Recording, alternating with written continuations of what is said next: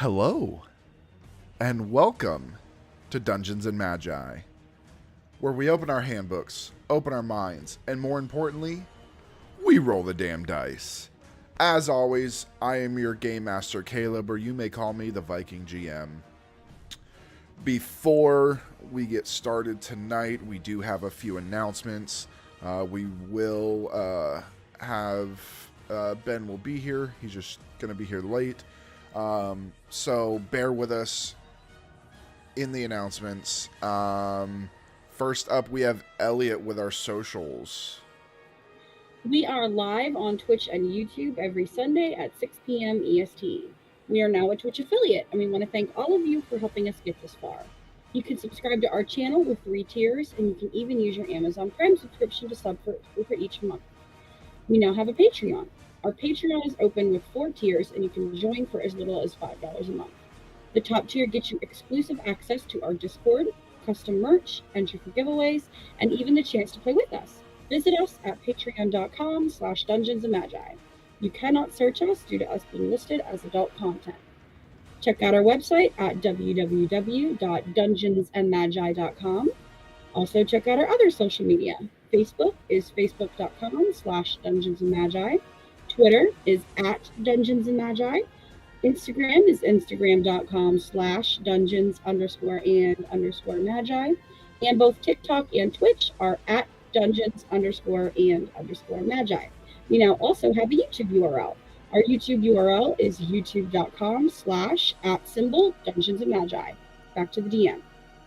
All right, next up we have Aaron with some store info. Yo, we launched our store, guys. We launched our store at Deals and Haggles. You can find shirts, hats, hoodies. I don't have it on, but I have one right here. I think the DM's got his on. And we've got cups and mugs and potions and even dice. If there's something you want, you can't find it, just drop the hag a message. She can make it. It's the hag. I mean, let's be real. You can find our store by going to www.dungeonsandmagi.com and click on the store link. DM's got a picture of the dice there. If you use the code DAND at checkout, you'll get 15% off your first order. And we're officially rolling out Deals and Haggles dice. We are going to work alongside moi, Raven's Nest Dice, to bring you exclusive Deals and Haggles sets. I'm just going to be the creator of it. There's an example, but you won't be able to find them on my store. You're only going to be able to find them through the hag, so make sure you stay up on the website for that. And be sure to drop in some ideas. And I think that's all I got, Dan. And with that, I will say that our store is possibly in the next week or so going to be in a transition period. I believe we have decided that we are going to transition from the store that we're currently using to Amazon. So all of our merch will merge over to Amazon. We just logistically, it's going to be better for us until we get a studio of our own and such, and can have everything done in-house. So we will let everybody know when that changes over. You will be able to find our stuff on Amazon once that does happen. Next up, we have Ethan with special announcements. Oh, we actually just lost Ethan. Oh. He's coming. Sorry about that. Had some technical difficulties. You know, all that fun stuff. Anyway, first announcement is, as always, our music is brought to us by the one, the only, the Critical Role. Their album, Welcome to Taldore, is everywhere where you can get your music. Spotify, Apple, YouTube. While we do not own the rights to the music, we have received permission from Critical Role to play their album. Just a reminder, our monthly talk show, Behind the Curtain, is so if you missed out on Wednesday, well, you're gonna have to wait till April to find out to catch our our monthly talk show, Behind the Curtain, which is the first Wednesday of every month. You Join us as we sit down, have a few drinks, and answer everyone's burning questions. I know last month's was pretty intense as we went into some of the things that happened. We had a pretty busy March, so just to be able to catch up was pretty awesome. Also, speaking of new stuff, we have officially dropped a podcast. So Ben and Caleb have started their new podcast, The Scarlet Tavern, Dragons, History, Murder, and More. Join them as they discuss everything from true crimes to nerd fandoms. New episodes will be released every Friday on YouTube, Spotify, and Apple Podcast. They already released one that came out on Friday. Thank you, Charlie. And it is on the serial killer Robert Burdella. Is there a part 2 to that, or is that a new? We figured out after recording for about 3 hours that we can only upload about an hour and a half of audio at a time, so we ended up splitting it into 2 parts. It's a rough 2 parts because of not realizing it, so from now on, actually, the entire podcast, everything that we go through is going to be 2 parts. Okay. And with that, so guys, be sure to check it out. It's a pretty awesome podcast. And if that's something that you guys are interested in checking out, be sure to check them out. GM, that's all I got. And I will say that for that, the first episode was released on Friday at 8 a.m. It has now, on today being Sunday, it has reached, we have reached multiple countries, a few United States downloads, UK, we even hit Thailand, Germany. We've kind of gone global with it, so we're excited and happy about that. Stuff will evolve as we get more into it, and I will let you guys know that this Friday is the part 2. Next Friday we will be talking about a serial arsonist. So that'll be fun. Like I said, everything will be in 2 parts for that. And occasionally we'll have a member of Dungeons and Magi in with us to give their opinion on stuff. But one thing that kind of sets us apart from other true crime podcasts and things like that is mine and Ben's experience in law enforcement allows us to give a little bit of a different perspective on things. But yeah, and then the following episodes will more than likely be a haunting. I will be doing a haunting of some sort. So Pam will be the guest spot in that one. The fuck I will, you asshole. Hey, maybe this will be a good time to bring up my guidebook to how to surviving in the game Phasmophobia, Yeah. right? All right, so normally I hand it to Ben. Ben is just coming back from drill, so he's going to be a little late. So I will go ahead and get on with the sponsors. We would like to thank 1985 Games for providing these awesome VHS dice. Located in Portland, Oregon, 1985 Games was started by a group of players looking for a better way to game in real time without having to break the action to draw every tree on the map. 1985 Games creates affordable, accessible, high-quality accessories for D&D and other tabletop role-playing games.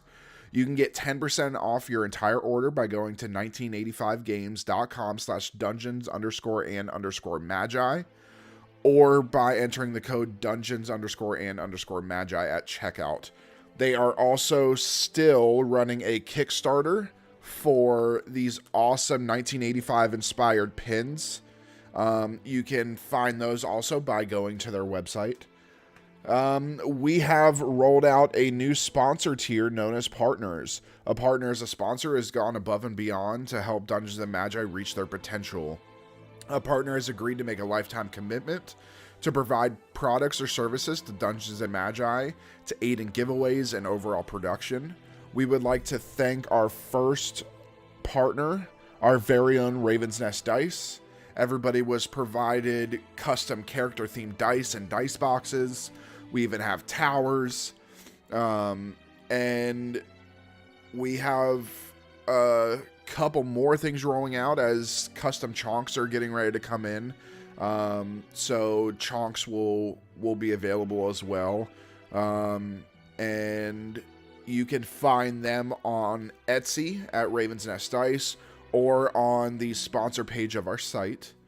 We have also we would also like to thank our second partner, Dungeon Crate.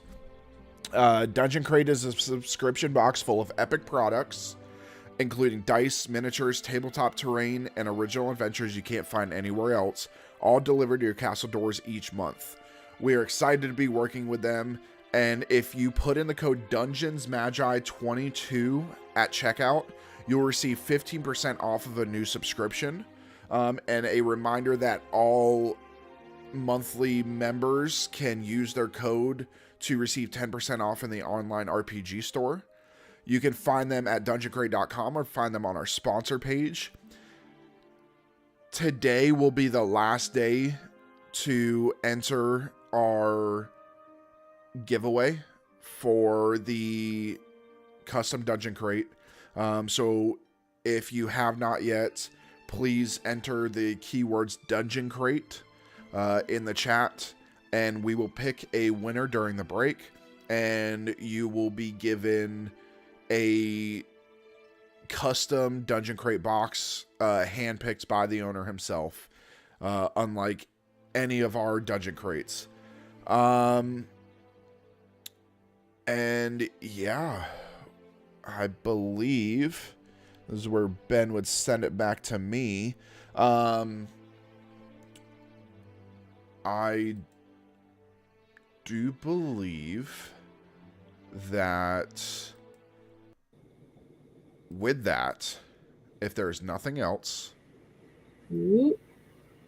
guys, No. it's time to roll the damn dice. Open your mind up to the chance our luck is in, that the battles that await us are battles we can win. We've all got a role to play. We've all got a role to make. Dungeons and Magi, it's time for us to do or die. The numbers, they don't lie. So roll the damn dice, roll the damn dice, roll the damn dice, roll the damn dice. Our handbooks will guide us as the damn stand watching on. The odds are against us, but we've known that all along. We've all got a role to play. We've all got a role to make. Dungeons and Magi, it's time for us to do or die. The numbers, they don't lie. So roll the damn dice, roll the damn dice, roll the damn dice, roll the damn dice. All right. Now, last we left off, Misery's End had come back from the Feywilds and had found that they had been gone for 10 years and everything was destroyed. The entire world in ruins, their friends and family all dead with the coming of Zophos. They had a gift that was left behind by Charlie that allowed them to travel through time and space. Using this, not knowing exactly what they were doing, they ventured out to try and go back in time and instead wound up in what they later found to be some sort of pocket dimension called Dinotopia. Here, they found themselves face to face with numerous dinosaurs, things that they had never seen because in their time and in their world, dinosaurs are extinct. They found Charlie, or at least this version of Charlie, and Charlie's brother Rohan, who is a different version of an old friend to some. And they were informed that they would need a particular ore to power the device, and that ore was being stored in a defunct area of Dinotopia that was taken over by carnivores. The deal was made with Charlie that if Misery's End retrieved that ore and brought it to Charlie to help continue to power the park as a whole, some would be given to Misery's End to be able to power the device so that they can attempt to go home. You entered into a cave and came in contact with a few velociraptors and a Carnotaurus, which you all dispatched pretty easily. You found the ore. You found a few other things that you guys haven't ventured into yet. And you began to exit on your way back. As you exited the cave, you heard a loud stomping and a loud roar as a Giganotaurus made his way in front of you. And that's where we pick up tonight. So, I need everybody to roll initiative. No, not the first roll. No. Man, that's a lot of pressure you're throwing on us, GM. Like, first roll of the night, we got to roll initiative. Right. Oh God. Okay. Okay. That's good.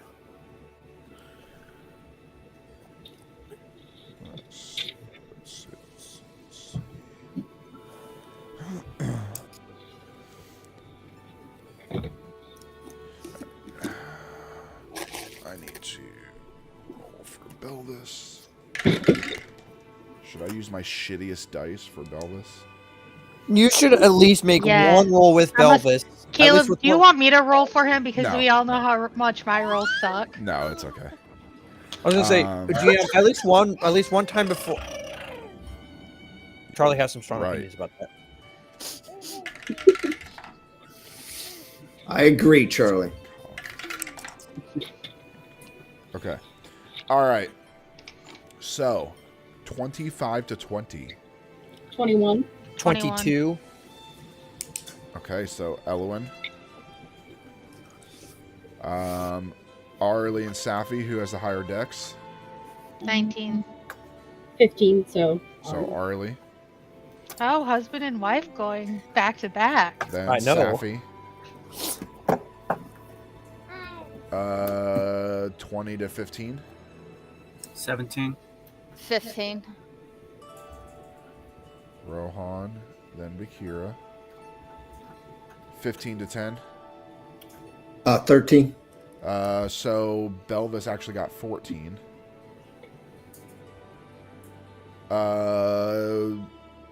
Van, your dex is going to be higher than his. The Giganosaurus got 13 as well. And I believe that's everybody. Alright, so the Giganosaurus goes last. However, the Giganosaurus does get a surprise attack.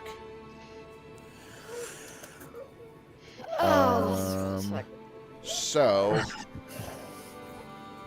he's going to He likes fish, right? step forward while Belvis is the closest. Yes. Um, Fitting. Fitting. And he is going to make a multi-attack. Actually, yeah, he's going to make a multi-attack. First with his bite on Belvis. That's cocked. Cocked. God. Keeps... There we go. Ooh. That definitely misses. Wow. Okay. So that was a natural 2. Wow. Oh. All right, That's a so bad the start. bite misses. He's going to make a second attack with his head. Why is this? There we go. Hey, I was gonna say, hey, maybe you should keep up with those dice. Yeah, no. Yeah, right? I did Yeah. keep up with those dice, and now that's a natural 19. Oh, Um, second thought. Maybe. which is a 33 to hit. Good Lord. Which Fuck. It has a plus 14 on its head. That's what she So it is going to, which hits Belvis. So that is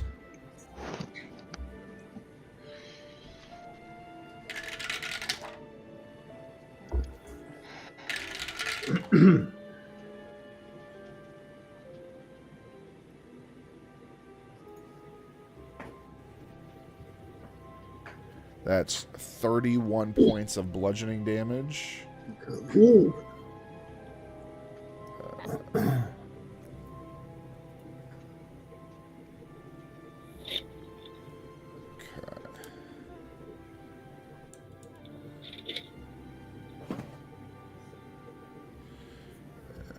Let's see.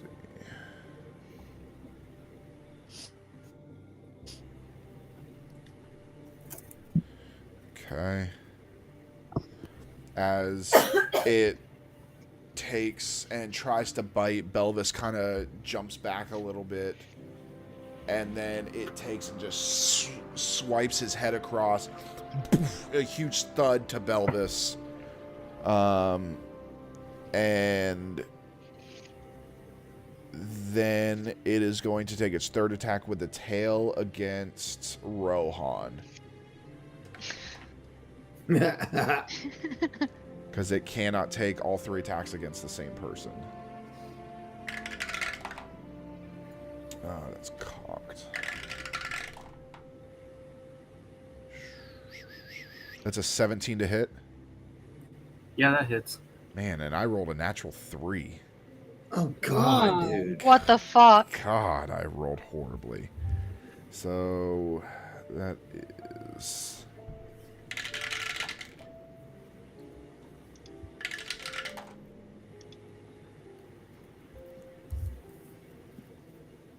$23 points of bludgeoning damage as it whips around with its large tail and hits you across the chest. That's going to end his surprise attack. So at the top of the round is Elwyn. Okay. I would like to, seeing this thing come out, I would like to jump up to here. Where? Come on. Hang on. Give me a second.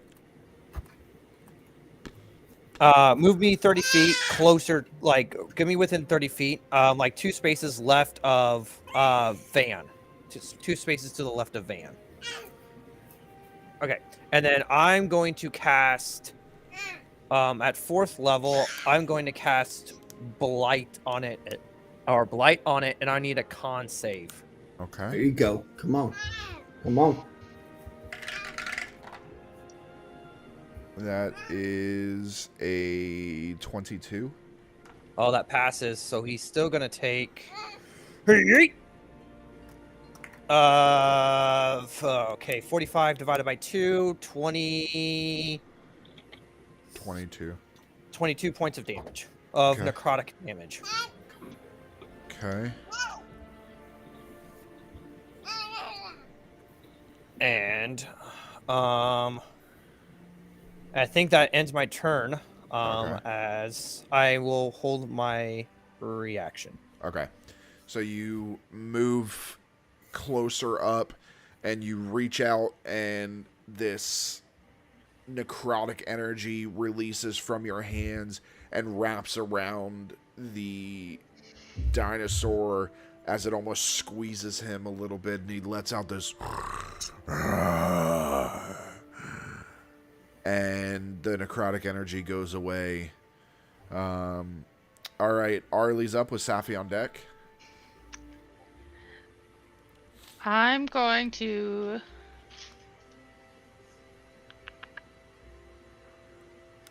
cast. Where was it? Wall of Fire at 4th level. Okay. I need a deck save. Where are you casting it? Like right there. Like as close to the dinosaur as I can. Okay. As I can. Deck save. It fails. That's an 11. Alright, so I'm gonna cast that.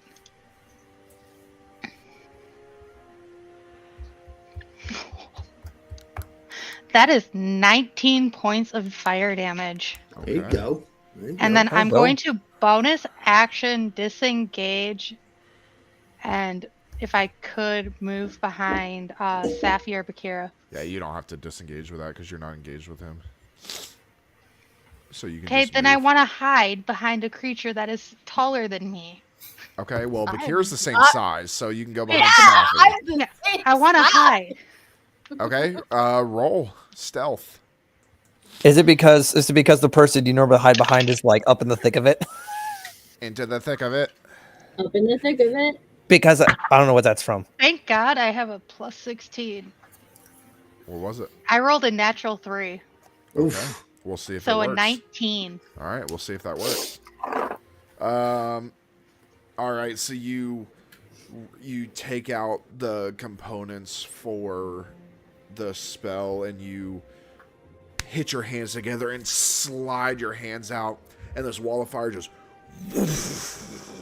and the fire is this. It's not a natural red; it's almost black and green in color as it spreads across. And I will say that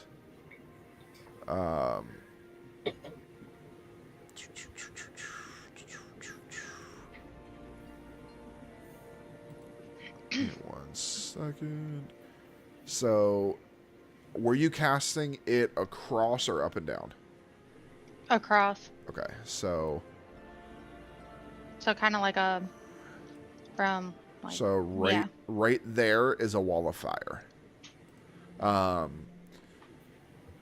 And then you take and run and duck back behind and try and hide behind Safi. With that, it's Safi's turn. With He's definitely Rohan on moving. deck. Okay. So I would like to. Okay, guys, I can do a lot of damage here, but I have to rest after this. I'm gonna frenzy. I can still frenzy when I already have a level of exhaustion, right? I'll just go to level 2 after. Yeah. Okay. So I Come would on, like to frenzy. Safi! So I want to move up here. What's your movement? 40, I believe. Let me double check. Yeah, 40. Okay. Yeah, you can get right there, but Okay. I will let you know that there's a wall of fire right there. It's okay. I'm resistant to fire and I'm Okay, raging. you are. so Yeah, you'll still take half damage from Okay. the fire. So with Yeah, that's that okay. moving into that fire, Mhm. you are going to take 10 points of fire damage. And that's after the half and stuff. Correct. Right? Okay. 'Cause Okay. It was 19. And then I am going to do a. I think I'm gonna do reckless attack. Okay. Yeah, I'm gonna make a Reckless. attack with my gauntlet. So that's a dirty 20 to hit. That just hits. Okay, and that just does a flat 7. Okay. And then I'm gonna use my flame blade, Okay. and that Did you say is 12 30? fire damage. It's how much? 12 fire. Okay.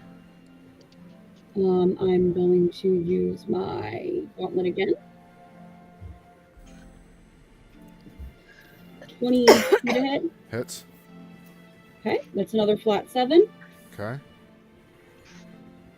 And then, oops, I clicked the wrong thing. Ignore that one. I'm going to use my flame blade. 15 fire damage. Okay. And then, because I'm frenzying, I get to do one more. And that is 20 to hit. Dirty 20, not right. Just hits. Okay, and that's another flat 7. Okay. And then I'm going to do my flame blade one last time. And that is 13 fire damage. There you go. And that definitely used my bonus action from 2-weapon fighting, so I'm good. Okay. All right. So Safi charges up there, raging, and just multiple hits, switching between the gauntlet and a flame blade as she goes back and forth. The dinosaur is roaring and stomping its feet, but it's still going strong. With that, Rohan's up with Bakira on deck.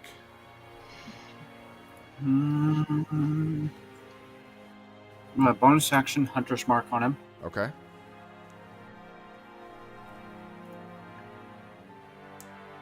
And then, instead of probably being smart and actually attacking him, I'm going to use the spell Spike Growth. And it does a 20-foot radius center on the point, so it'd be centered around on him here. Okay. And it does a 20-foot radius. It becomes difficult terrain for any of those that are walking in it, and it does 2d4 when anyone walks within 5 feet of it. Okay. So every 5 feet, they take 2d4. Okay. All right. And that will be my turn. Okay, so you cast Hunter's Mark, and then these spiky growths just begin to surround the dinosaur. It gets camouflaged in, sorry. I think. Okay. Yeah, it don't matter.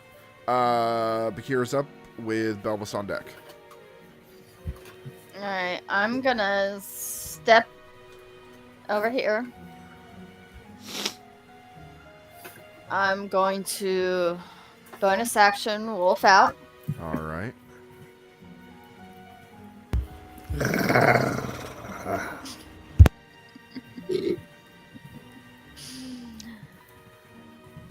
And I am going to... Seeing that lovely wall of fire, I'm going to cast Firebolt. Okay.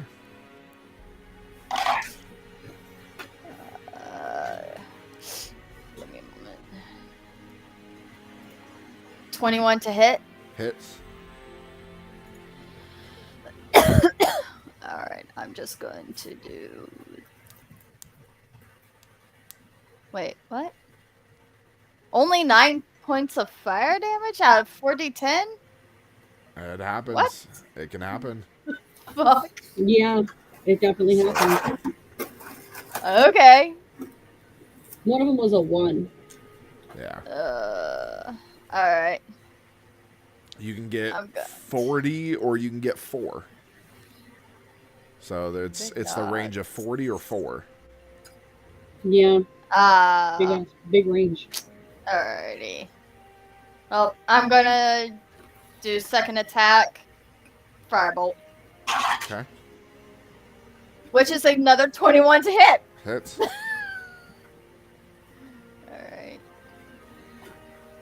And then 14 points of Okay. damage. Like, what the fuck? All right, so you That right there is why I don't do digital you dice. wolf out, get into your werewolf form, and then you throw 2 fire bolts that hit and explode against the dinosaur. But he's still standing strong. With that, it's Belvis's turn with Van on deck. So Belvis is going to. Let's see. Give me a second. Belvis is going to.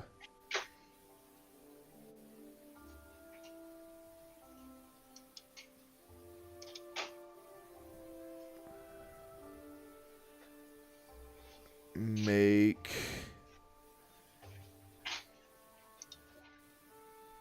a. Bear with me 1 minute. Playing a character I don't know. But I have a feeling I know what I want to do.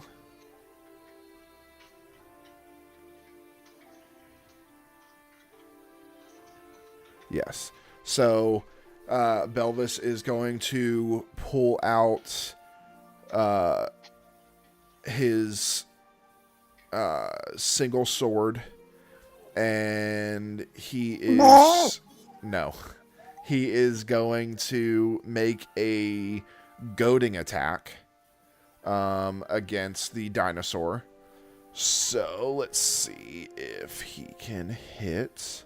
Dagger of the Ogre Mage is a 20 that just hits. And that is for 8 points of damage. And then the dinosaur needs to make a wisdom save.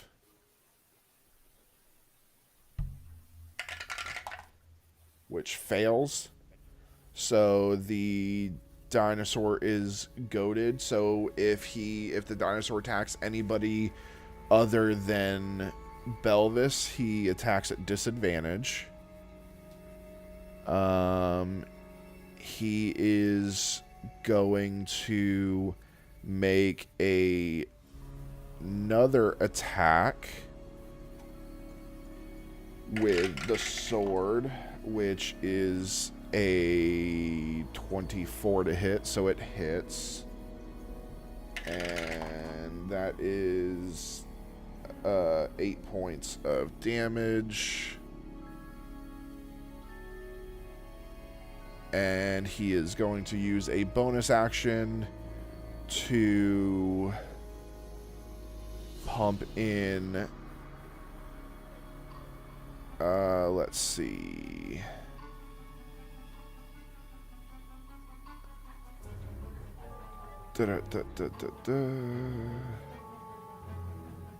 Pump in Thunderous Smite, which deals an extra 2d6 thunder damage.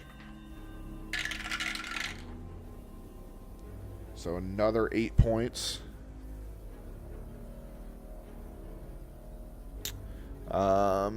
And then he will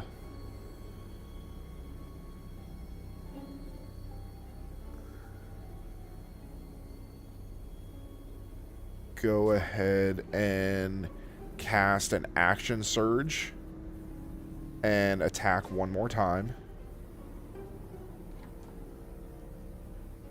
Ben needs to be in here taking notes. I was thinking that. But... That one hits. So that is 6 points. And then he will also do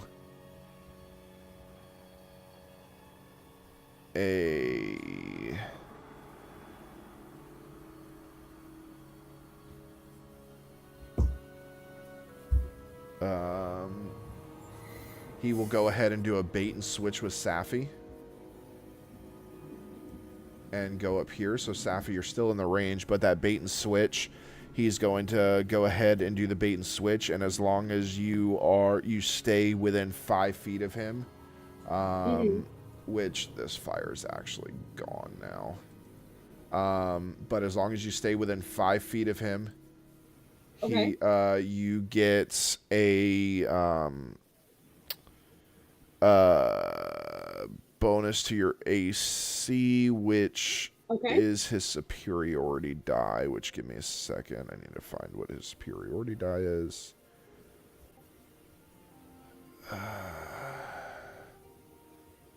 A D10. Let's see.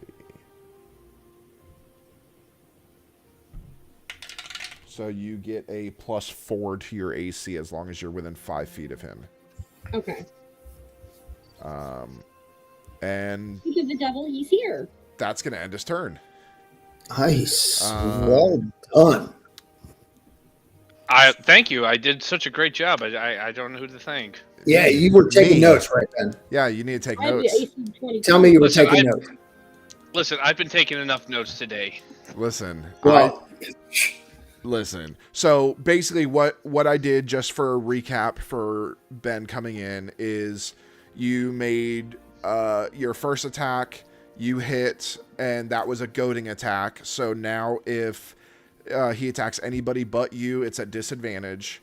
Then you went ahead and made a second attack, and you laid Thunder Smite into it, which did extra damage. Then, and you did that as a bonus action. Then you went ahead and cast an Action Surge and did a third strike.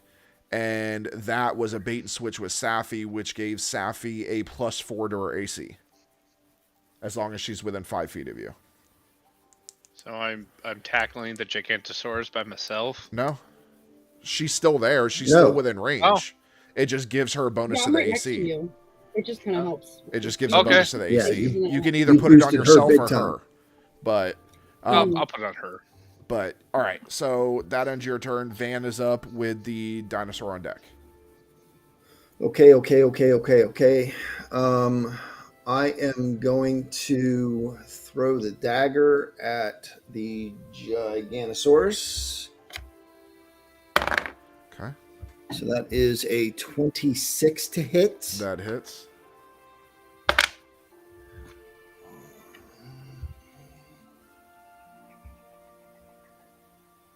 So that is going to be 12 points of piercing damage from that. Okay. Guess I can get rid of Belvis's character sheet now.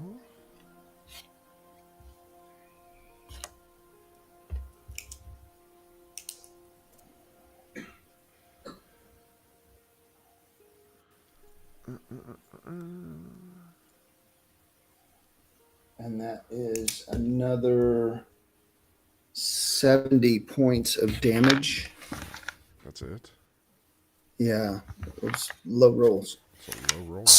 Oh man, 70 is a low roll, man. I mean, to be honest, when he can hit 400, Right. I know, but like, me using a 4th level spell, and I'm like, ooh, man, like I thought I'd hit it pretty hard, and then Van just is like, I'm gonna spew the shadows, and oh man, Yeah, 70. Man, like half of it it's was freaking ones dicey. and twos, and I was like, oh crap.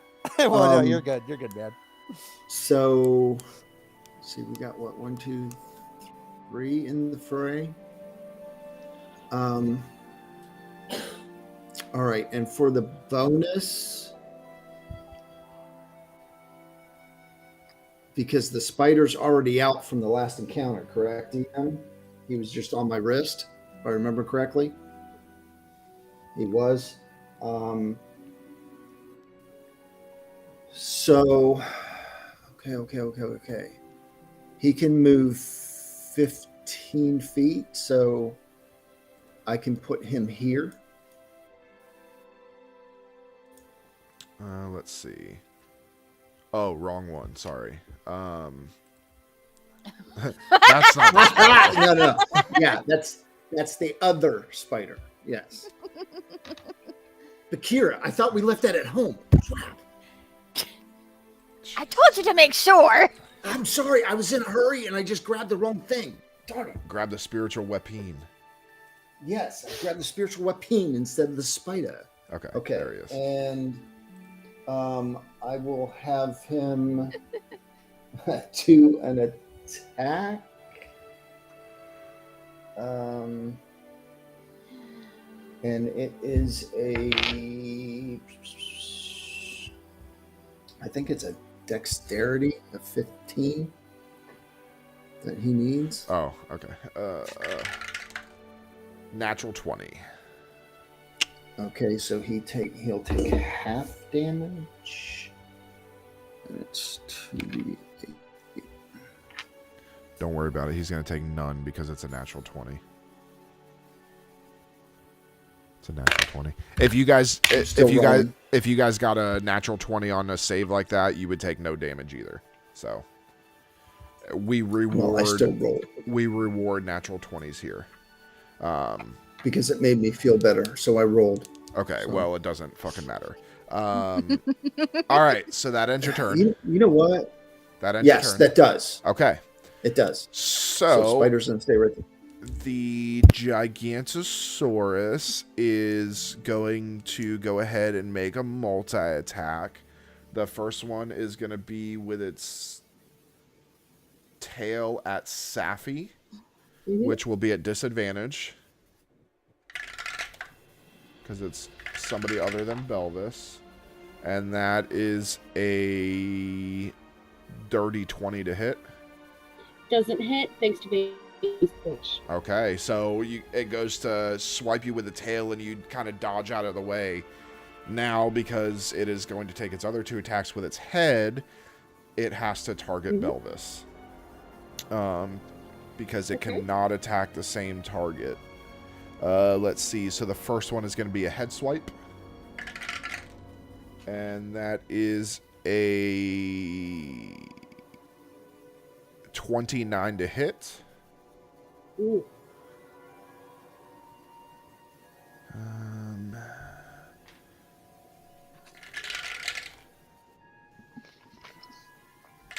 That definitely hit. That is 27 points of bludgeoning damage. Okay. And then it's going to make a bite. Which is a 22 to hit. That hit. And that is...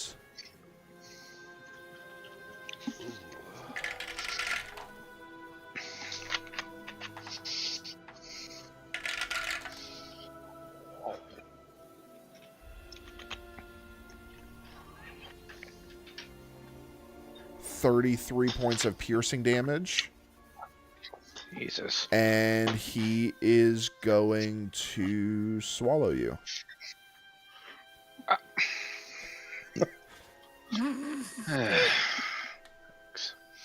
So you are inside the dinosaur. While you are inside, you are blinded and restrained.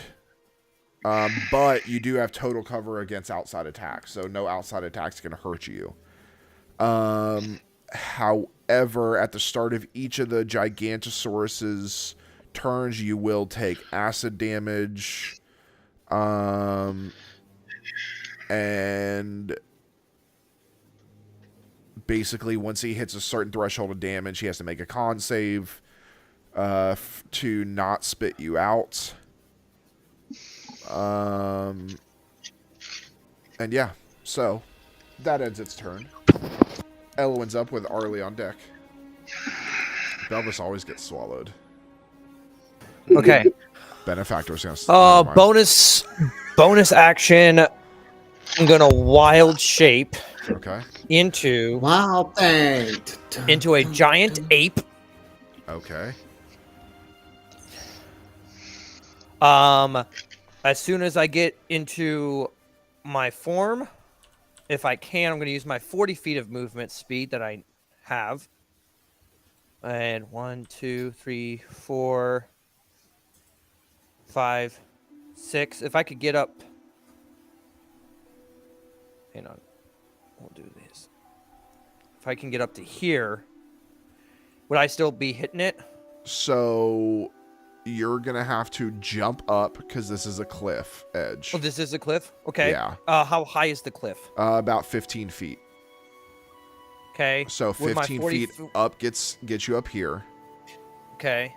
15. But I do have a 20. 40-foot climb speed. Will that help? 40 feet can get you here. Okay. I just didn't know if 40 foot of climb speed will help me. Yeah, Would help with that. 40 can get you there. Okay. Nice. And then I'm going to make 2 melee attacks with my fists. Okay. The first one. Oh man, this is where hopefully it pays off. 14. Miss. Come on, hit with the second one. Come on. Ooh, there we go. 26 to hit. Hit. Okay. And I hit it for. Yeah. For 17 points of bludgeoning damage. Okay. Oh my god. And I guess that wouldn't work. And I guess that will end my turn. Okay. Ben's too busy with his So- ranch dressing on his pizza. So you wild shape into a giant ape, you climb up the side and run along the cliff, and you try to take the first strike and you completely miss, and the second one hits him directly in the leg as he kind of growls and looks towards you. I'm gonna intimidate it, try to intimidate it by doing the whole gorilla beat the chest thing to see if it at least draws him away towards me. Okay, make an intimidation check. Oh man, you're asking me to make an intimidation check? Yes, come on, Ethan. Natural 20. Yeah. Oh my god, There yeah. you go. Okay. We'll see if There that you go. works. Oh my god. All right. One time I did think it would go off and it went off. With Oh, that, man. Arlie is dead. up with Safi on deck. All right, so I'm gonna just because wildfire is it's up to a minute. So has it been a minute? Yeah, it's gone now. Okay. So with that, I'm gonna cast my only 7th level spell, Firestorm. I need another Ooh. dex save. Okay. Okay. Okay. 12. What are we? Fail. That is 45 points of fire damage. Nice. So I will just say that that's also going to hit Elowin as well. Because he's no. what's the radius? It just says range/area 150 feet. Yeah, that's 150 It's feet. a storm made up of sheets of roaring flame appears in a location you choose within range. The area of the storm consists up to 10 10-foot cubes, which you can arrange as you wish. Yeah, it's 10 10-foot cubes. Oh no. So it will hit. Now you can arrange them as you wish, but Yeah, I want to arrange them where they're not going to hit very many people. it's gonna hit, at the very least it's gonna hit Elowin. Man. But And I'm Elowin, go ahead and make a dex save. A dex save? Yeah. I wish I would have been as Elowin and not a giant ape. So My so dex was basically, better. Arlie just napalmed the area. Yeah, I mean, so the cool thing Another about natural 20. Oh my god! the cool thing about this is Oh my that with Firestorm, It's really good for multiple enemies because as long as they're within that 150 feet, I can literally put one over here, one way over here, one way over here. As long as it's within 150 feet of me, they don't all have to be clumped together. You Okay. can space them out. Yeah. So, Elwin, you take nothing. So you said it was 44? 45. 45. Okay, and give me Nice. 1 second.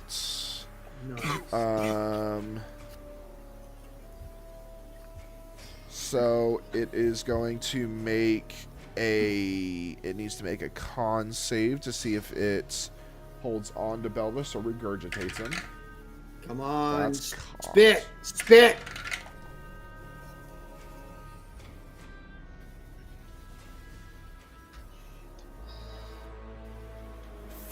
It missed it by 1. Ah, yeah. It needed a 15 and I rolled a 9 with a +5. Nice. So Belvis, you are no longer swallowed. He chose to be a quitter and spit. Covered in Chewbacca style. So I you go, but oh, you are body out. you are prone though. Yeah, But I you- just kind of go up and I'm like, I'm alright. yeah, you are prone, Well, good thing but I you're good. I cast that before he spit it Belvis out. Well, the only reason he spit Thank it you, out honey. is because of the damage that you Damage. did. Okay, what else are you doing, Arlie? And then I'm going to bonus action. Am I within 60 feet? Yeah. I'm gonna bonus action Psychic Blade. Okay.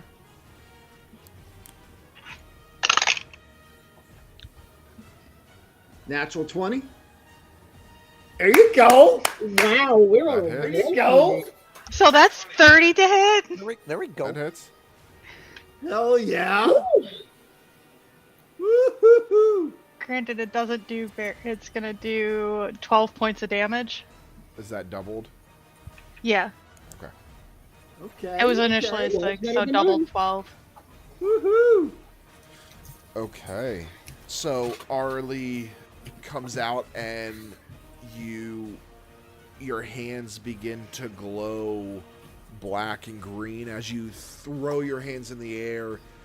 Like you just don't care. This firestorm just begins hitting the area. Elwin rolls out of the way quick enough, grabbing onto the tree behind him, hanging from the tree, and the Giganosaurus is plummeted with this firestorm as it just spits Belvis out, and Belvis like rolls off of his tongue and flops on the ground, and then you take and throw your hands out, and these psychic blades come spinning, and it hits the Giganosaurus across the legs. Does that end your turn? Yeah. All right, Safi's up with Rohan on deck. All right, I'm going to go for my hits with my flame gauntlet. Okay. First one is a 16 to hit. Miss. Wait, hang on, did I get? Yeah, okay. All right, I'm gonna go for another one. Another 16 to hit. Miss. My last one, nat 20. Hit. Okay, so the default is Go. 7 bludgeoning, so that is 14, I think. Uh-huh. And then we have my Nice. flame blade, which is 11 fire damage. So 22. Okay. So you go to hit the first 2 times, completely missing. Watching Belvis kind of distracts you as he flops out right at your feet. You miss the first 2, and then you kind of re-gauge yourself, and you hit the first strike as hard as you can, spin this flame blade, and strike him across the legs. With that, Rohan is up with Bakira on deck. Alrighty. I'm just gonna take 2 shots at him with my longbow. Okay. So the first shot I will is say it's a disadvantage because you're in close range. Yep.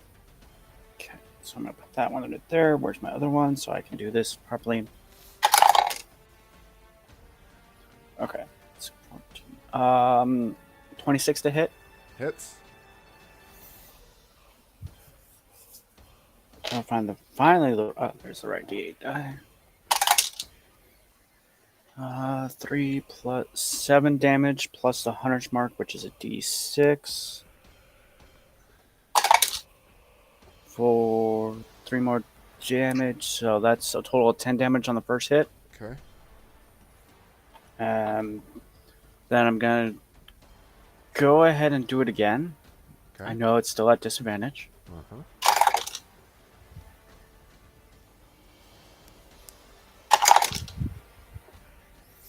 Okay, so 19 to hit. Miss. All right, and then I'm gonna try to move back to here. Okay. So you pull out the bow, take 2 quick shots. The first one hits it in the leg, and the second one goes off far. All right, Bakira, you're up with Belvis on deck.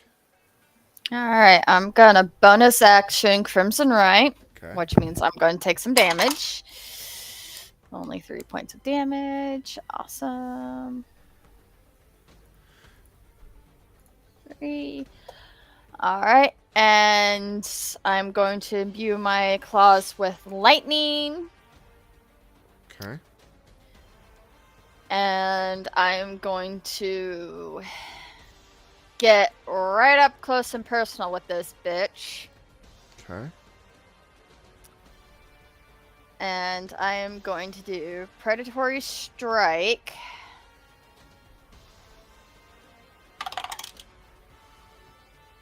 So 30 to hit. Miss. Kidding, I hit. Alrighty, so that is 5 plus 6, so that's 11 points of slashing damage plus 1 point of lightning damage. Okay. And then I'm going to hit it again.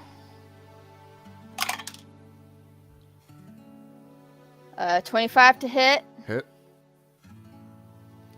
And that's 12 points of slashing damage plus 7 points of lightning damage. Okay. And that's going to end my turn. All right, so you rush up, you pull your claws out, and lightning begins to crackle around them as you take 2 swipes against it, lightning running across the legs of the dinosaur. All right, Belvis, you're up with Van on deck. Okay, so prone, my movement speed is half getting up.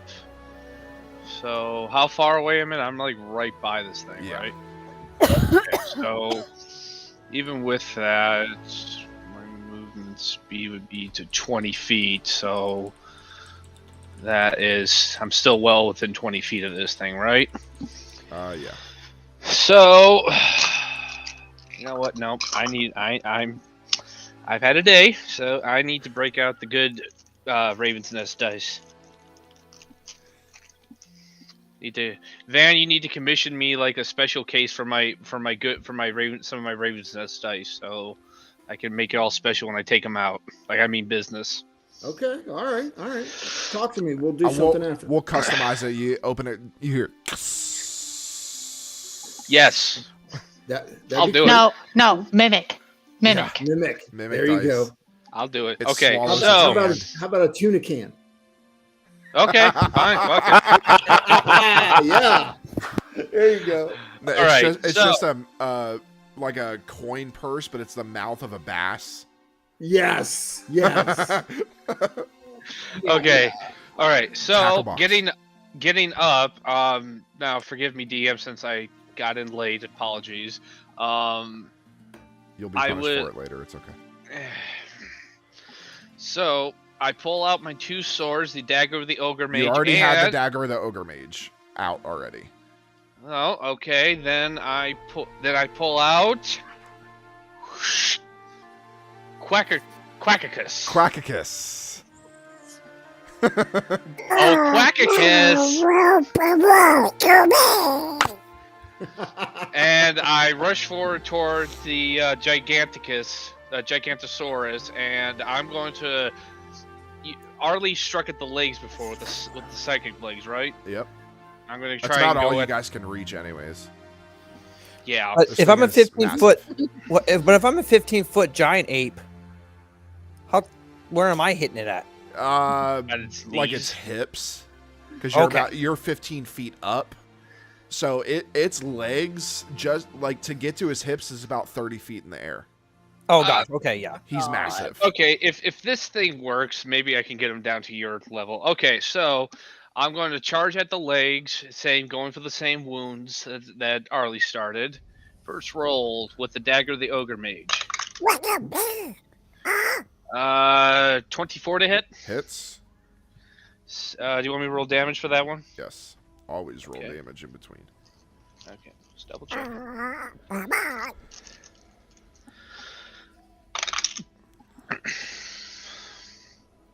That is, my mouse died, so I had to do this by the handboard.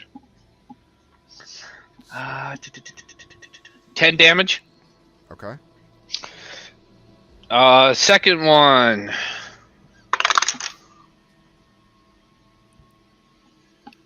Oh, thank you. Nat 20 There we go.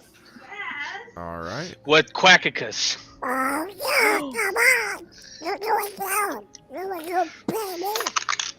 So that was a 6 plus 5, that's 11. Doubled is 22 damage. Hold on. 22. Plus 10, so that's 32 damage total. Okay, so you do the first strike with the dagger of the ogre mage, and you slice, and then you take Quackicus, and as you strike, some type of essence seems to pump through you and through the sword, and as it strikes and you take a large swing, all of a sudden you guys start hearing as a rain of rubber ducks begin to fall on top of the dinosaur. And go ahead and roll a 3d6. Nice. On a natural 20, Quackicus, which you've never rolled a natural 20 on. On No. a natural 20, Quackicus will do an extra 3d6 bludgeoning damage by making it rain ducks. So, Just So straight that means- 3d6? Yeah. DM, the first big boy dice has got to be a Quackicus Yeah. dice with a rubber duck inside. So I rolled 2 6s. What was it? 2 6s That's 12. and a 2, so that's 14? Okay, so an extra 14. Okay. Wow, didn't know. Bludgeoning damage from a rain of duck. Yeah. And then eventually the ducks do disappear. They go away. Oh, I was gonna Um, talk. Yeah, no. I'm just kind of. After I complete the cut, how deep did I cut into his leg? Like you how? can't really tell. Okay. I just mean, kind of if like. you want to get really up close to him, you can tell. No, I'm good. No, I'm good. I just kind of like look at the. I kind of look at the sword and it's like, how long can you do that?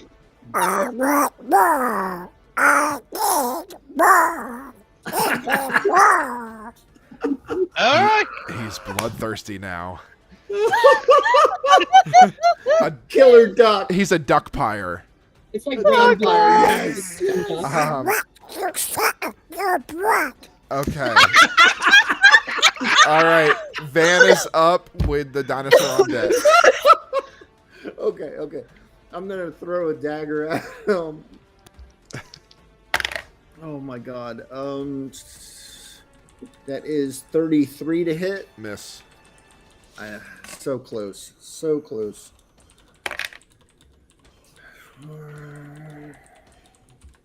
So that is 16 points for the initial. Okay.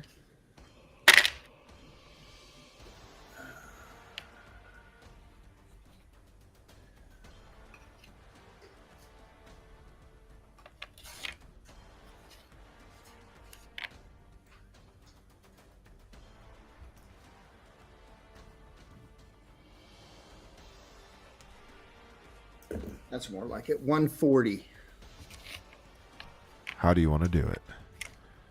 Oh, Yeah. Yeah, did it. Oh, yeah. Nice. Nice, Not to be outdone by Quackicus, I'm going to look over at Belvis, just shake my head, and throw the dagger right underneath the toenail.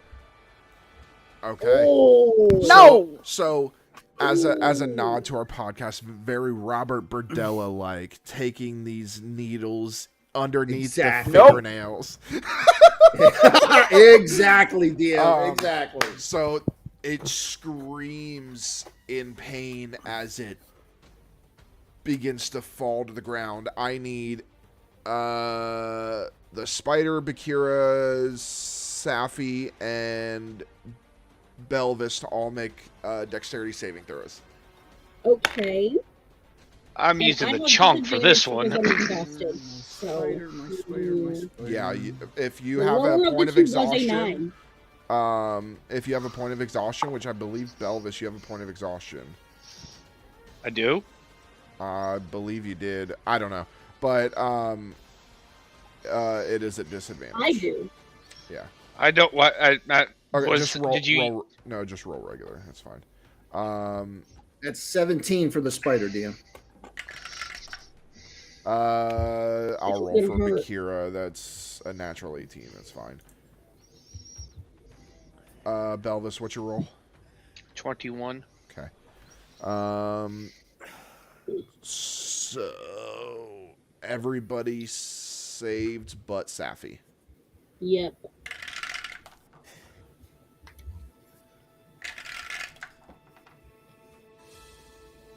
Dead. You dead?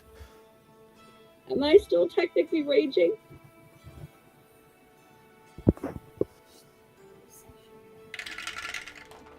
That's a lot of dice. Yeah, I'm sure it is.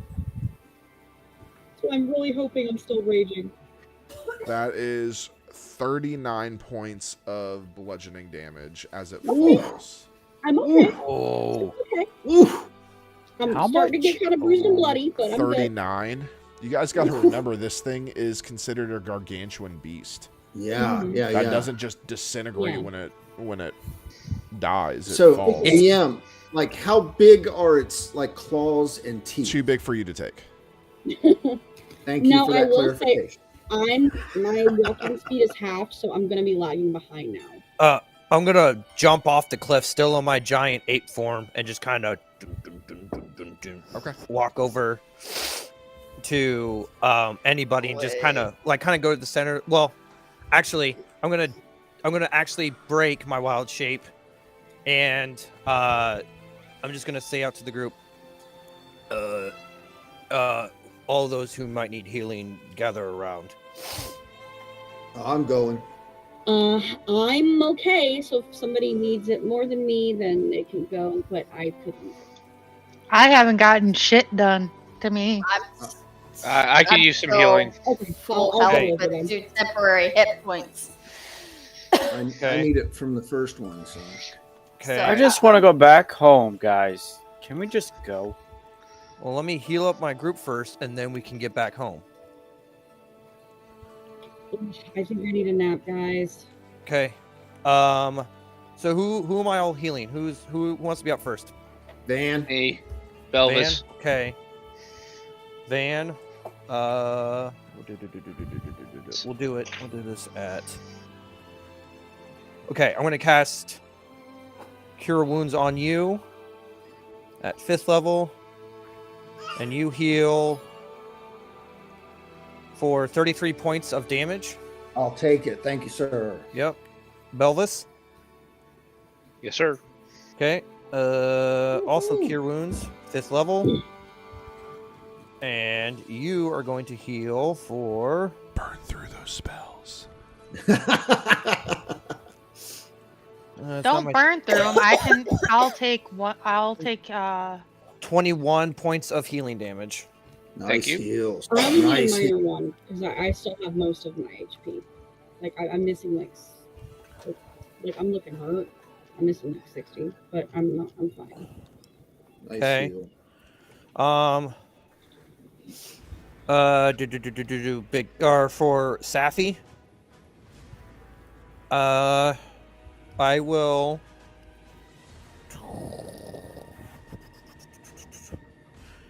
Yep. Okay. Come here.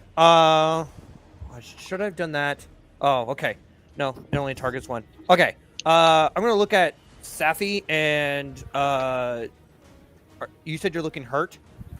I'm okay. I still have most of my HP, but I'm like a little bit over half. Okay, I'm gonna also cast Cure Wounds on you. And you are going to heal. Oh, come on. Ugh. Wait. For 30 points of damage. Okay. Yeah, that's fine. Nice. And, okay. Anybody else? Does anybody else need a lesser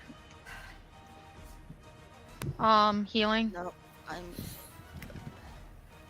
Nope, Okay. I'm good. I'm going to, at this point, walk back over to Arlie and just pick her up and just put her on my shoulder. Okay. All right, guys. When we get back, Safi needs a nappy. I think we all do. Yes, I'm here. All right. So you guys, you can venture back to Charlie, and where Charlie awaits you outside of the building, outside of her office building. I would go take my spot right beside her. Okay. And I DM, I put the spider back on my wrist. Okay. You guys look great. I assume I'm missing a few dinosaurs now.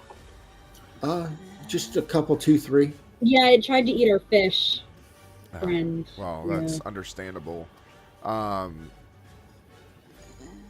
mean, it's only a couple, so it's not like it's a huge deal. We tried not to, but we really didn't have a choice. So, did you get the ore?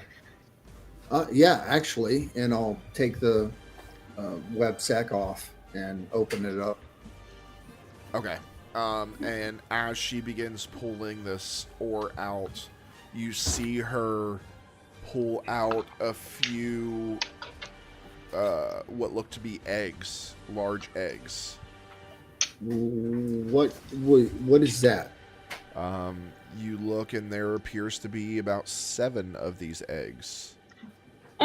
Hey, so Can I have one? Can I have one? can we So, Arlie. I want one. Can I what have do one, you- Charlie? Please? Arlie. We do did not. just get this stuff for you. So she takes and picks one up and begins. She holds her hand out, and you see this glow come from her hand, and she holds it underneath.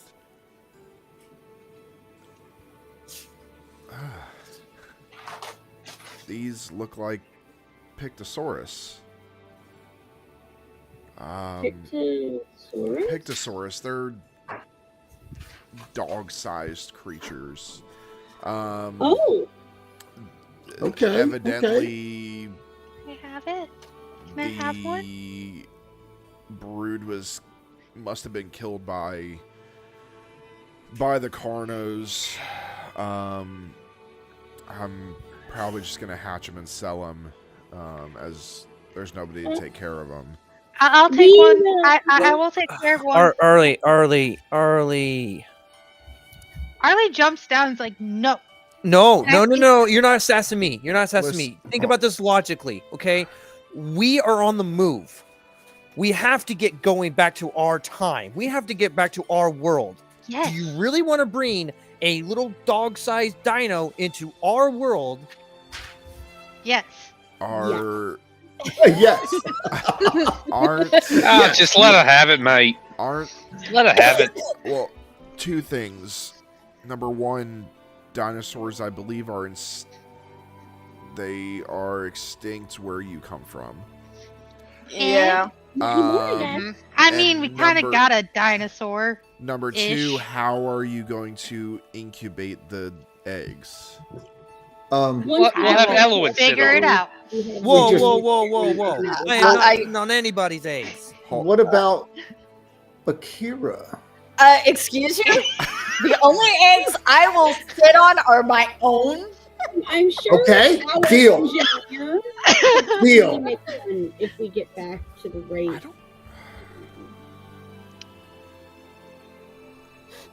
I mean, I could help. I can raise one if you give me the information on how to raise it.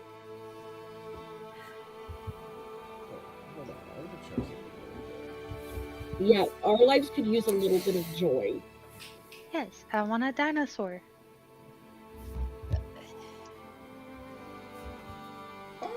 They do. Honestly, Dragonborn do lay eggs.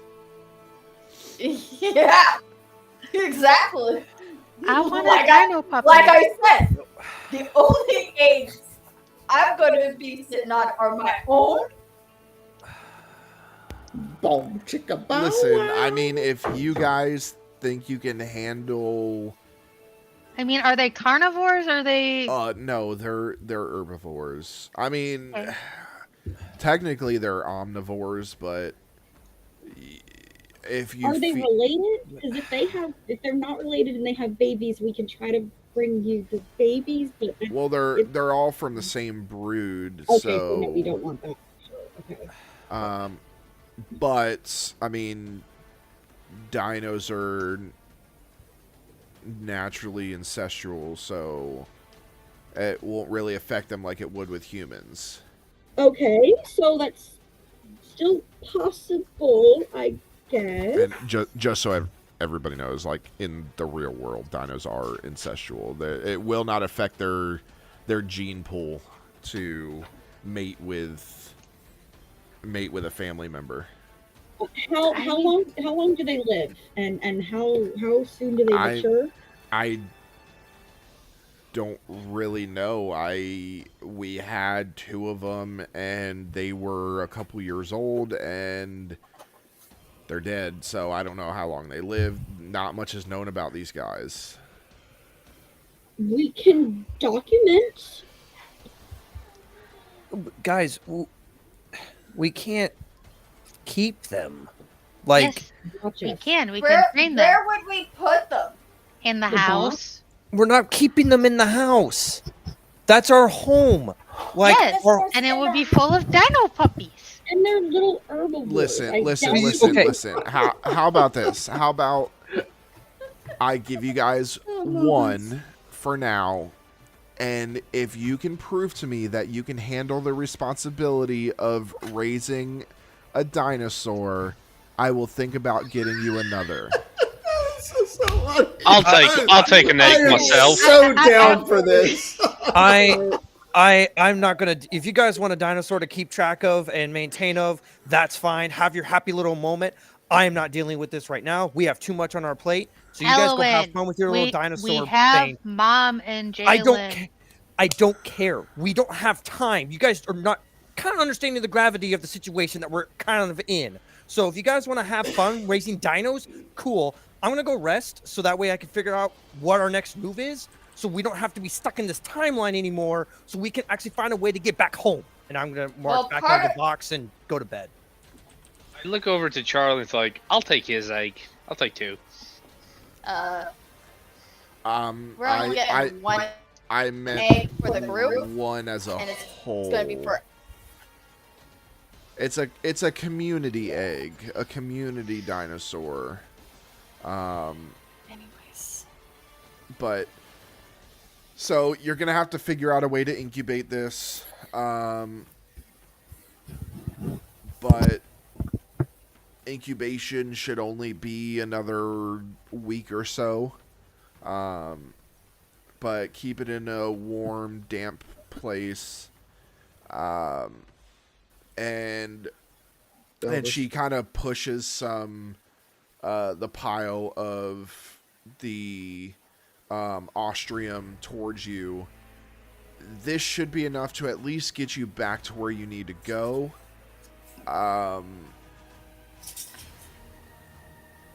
But the rest I have to keep for myself. I have to run this place. Fair enough. Thank you, Charlie. Thank you, Charlie. I'm gonna walk Much in obliged, and Charlie. go find into the box and find Elowen. One more thing, and she turns to Rohan. I think you should go with them. Why?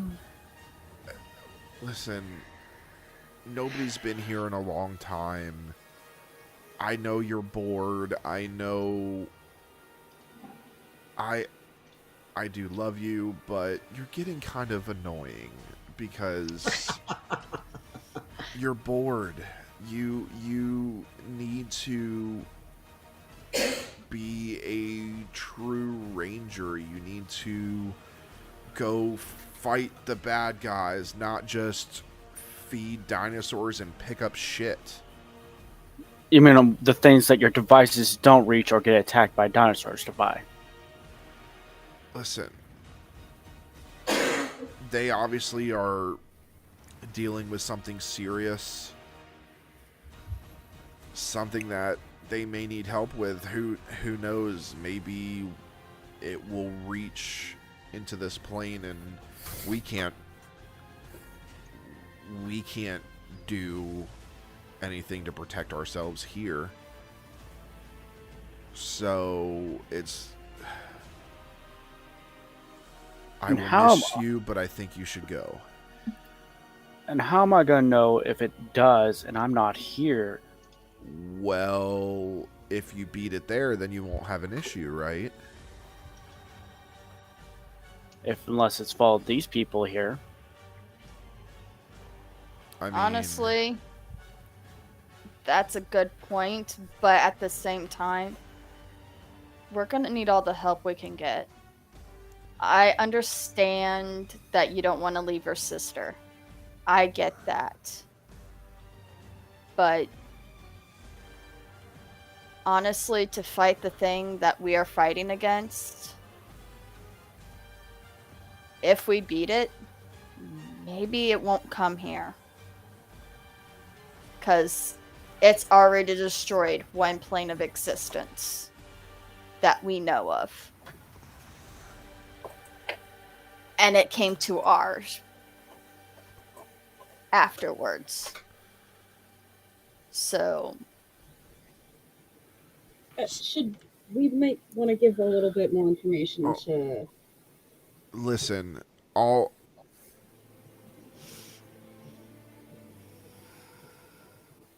know that you guys are fighting something big. I really don't care. But I think my brother can be of help. And if he's with you guys and you guys truly need the help, I may be able to find my way to you guys and bring some friends when the time comes. that would definitely be of help. I mean, the ones that you didn't kill. Yeah. In defense. It's. I didn't want to be eaten. But. Yeah. Listen,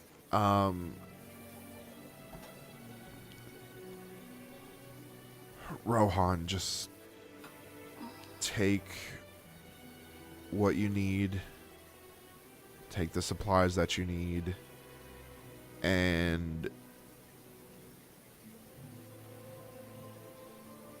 go with them. You'll be much happier. We'll see about that. They already made rubber ducks fall. They did what?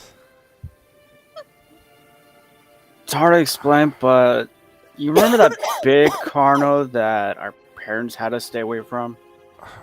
Yeah. They made ducks rain on it. Oh, okay. Well, anyways, and she hands the egg to Arlie. Oh no, I'm sorry, Arlie's not there. Hands the egg to Van. And she says, from what I can tell, there should be a room inside that will take the ostrium and it will process it into fuel. So just put that there. And I have one more item that may help you guys, but I'm not sure how it works. And she holds out looks like a mechanical box, like it's about this big. And it's locked and everything. And she says, this was created by my parents. I haven't been able to figure it out. You guys said you have a Charlie. Perhaps she can figure it out. Oh, I'm sure she will. Heck, she's the Not one to who discredit made your intelligence, but I'm sure she will. our She's very, thing. very smart. But... She hands the box to Bakira. And I kind of look at it. make an investigation check. Investigation check. Or an arcana check. Ooh. Give me a moment. Arcana. Oh, yeah. I'll make an arcana check. Because I get advantage on that. Okay. DM, would I recognize it from being the artificer or no? No. Okay.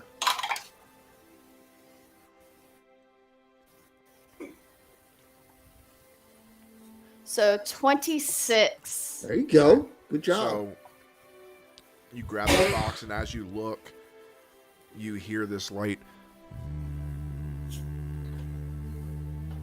And you look down, and the tattoos on your arms are glowing. And there are runes along the box that begin to glow before they grow dim. Okay. That's fun.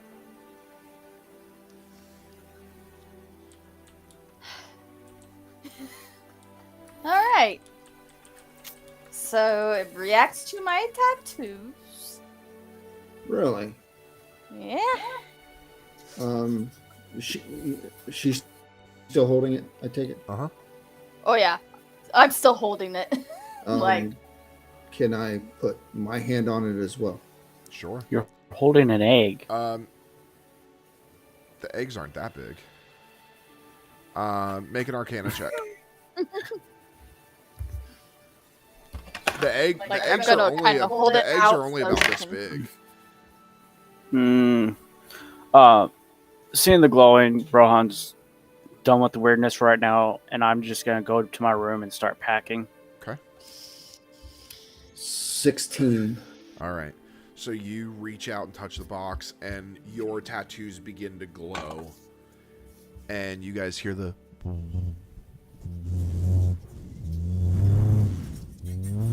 As these runes are pulsing, and little locks and mechanisms begin to open and twist and turn, and you, as soon as the last lock in the middle pops open, everything dims. Okay. Okay. The lid is still closed, but the locks are all undone. I opened the lid. Like, You I open the lid. So Bakira and Van are standing together. Safi and Belvis, are you near Bakira and Van? Uh, I wouldn't be like. I'd kind of be hanging back a little bit, just enough to see what's going on. Okay. Put So more focus on Charlie and Rohan and them. this, as you open the box, Bakira, all of a sudden you guys see Bakira and Van suck into the box as the box hits the ground and the box closes. What the bloody hell just happened? Oh! And What the fuck? that's where we're going to take our break. Oh no! We will be right back with you, everybody. Don't go anywhere. I think they just went over without us.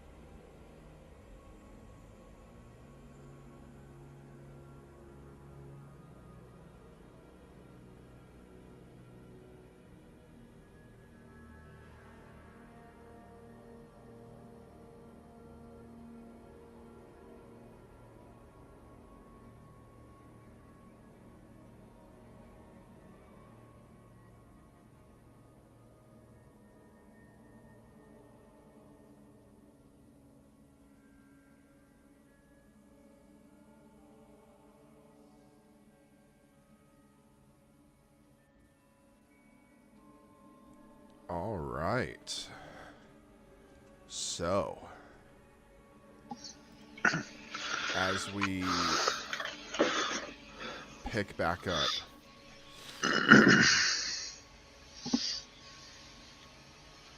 Van and Bakira were opened up this mysterious box and were thrown inside as the box closes and tumbles on the ground. And Belvis and Safi seeing this. Guys? I walk up to the box, pick it up, and walk back to Safi and just kind of like holding it out. I look at Safi uncertainly. Saf, what do you make of this? I don't know, but I think we need to get everybody over here and open the box again, maybe. Suck us wherever it sucked them. Kinky. But,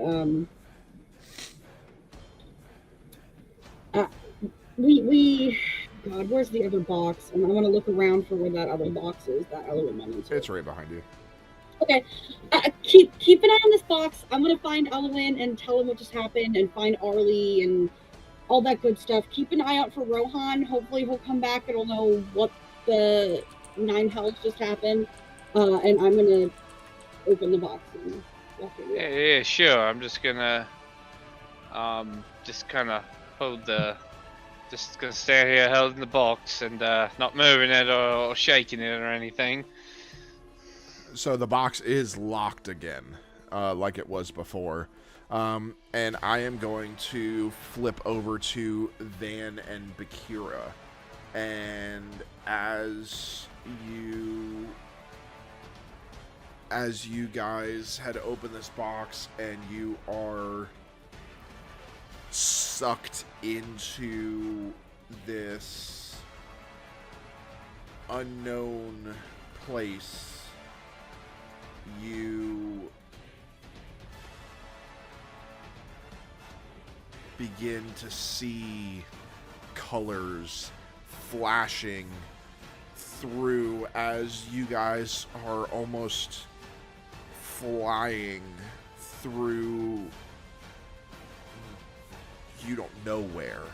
You just see various colors going on, and you finally land, and there is just a slow pulse of various colors as the two of you stand up in front of Van stands a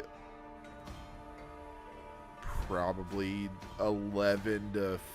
between 11 and 15 foot statue of the patron of ravens. And in front of Bakira, you see a large, about the same size as the other statue, of a black dragon. Oh shit. Okay. This is interesting. Do I look around? Do I notice anything that would give me an idea that we've possibly been here before? Or from what you can tell, you guys have never been here. Okay, I will call out to Syl, to the patron, Okay. and see if I can make contact. So,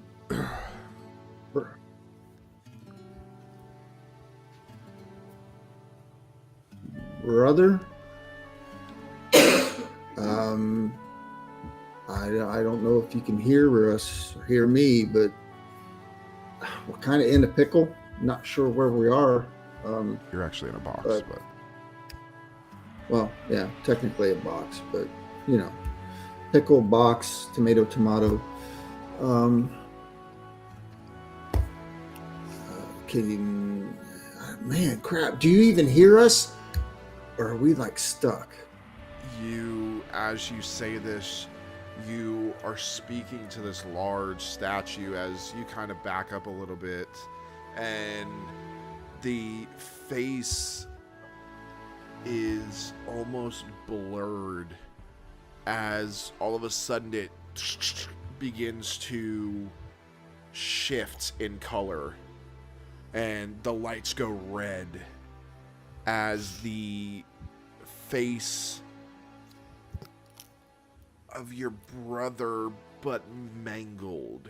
It is almost like the face of an undead creature.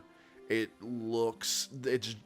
your brother, but the jaw is unhinged and hanging really low.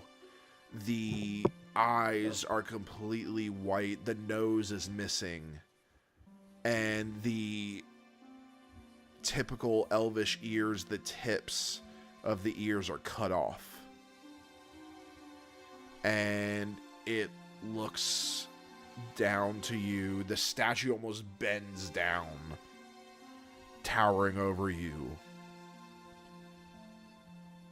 Who dares enter the box? Van Valor, Keeper of the Feather. I'm looking for my brother. That name means nothing here. Yeah, about that. Like, where exactly is here? I mean, you're just in a box. This box is someplace special to some. To some like you, like undeadish some, or like God some, or it's a little vague, let's be honest. It's home to all the gods who have died before. Before, so you're saying Syl's dead? I do not know this name. Shit. Fuck. So who are you?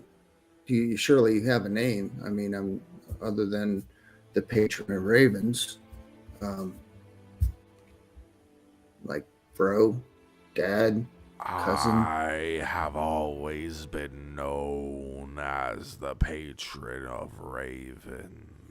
Yeah, I know. And the one before that was the patron of ravens. The one before that was patron. But Silence. Sorry. You mean nothing here. You have entered a space you do not belong. How did you enter the box of Pandora? And I will raise up my arms and show the tattoos. Well, these touch the box with my fiance, and poof, here we are. And you notice that the tattoos are glowing. Yeah, see, they did this. We touched the box together. Click, click, click. Whole bunch of things unlocked. We may or may not have lifted the lid. Well, technically, she lifted the lid, but I'm not one to point blame or anything. And here we are. You two are God-touched. See, and I'm gonna look at Bakira. See, I told you the other night I was God touched. Silence. Sorry. What is God touched? That was me and you last night, but he doesn't care. You see the stone hand kind of break away and lift up, and it waves, and all of a sudden there's a film across your mouth, like extra skin grew. And you, Van, no longer are able to speak.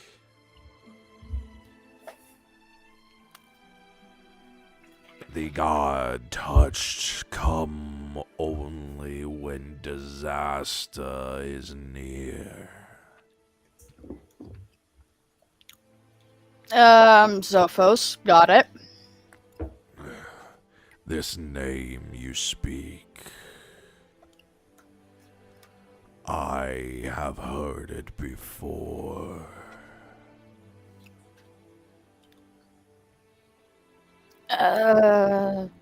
From what I know, he's destroyed a plane of existence and is currently on the path to destroy my plane of existence. The plane of first paradise. Yeah, that one. Zophos killed us all. You're the patron from that world. I see. And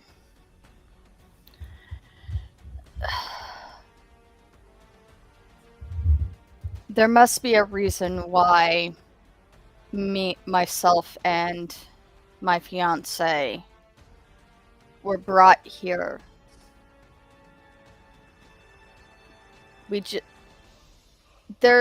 From what I have, from my experience, there's no such thing as coincidence. The gods control all. You two have touched the soul of a god. You became soul touched, god touched. Your power is immense. Yeah, I'm getting that. Okay. Is there a way to train us how to control this power? Because I have no idea how it even works. We could teach you, but you must stay here until the arrival of Zophos. And it waves its hand, and Van, that goes away. I trust you will talk respectfully to your god. I apologize, my patron. In regards to the return of Zophos, are you talking the return to this realm? Because technically he's already returned. That's why we're here. Then it is too late. You have no chance in defeating Zophos. Well, we do possess the ability to go back prior to his return.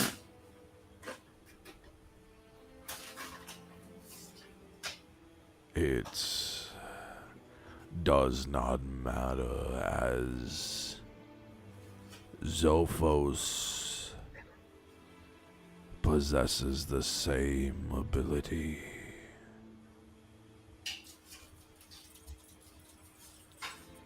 You see, how much have you been told of Zophos? Not a whole lot. Just that he was in one realm and basically destroyed it and everything in it, and has now moved on to our realm where we've originated from. We went to the Fae to track down some more information, and when we returned, unbeknownst to us, 10 years had passed, and Zophos basically killed everybody that we love. Zophos was born under a red moon. He always comes under a red moon. He was born of two gods. The god Ilmater and the goddess of the Feywild. The Briar goddess.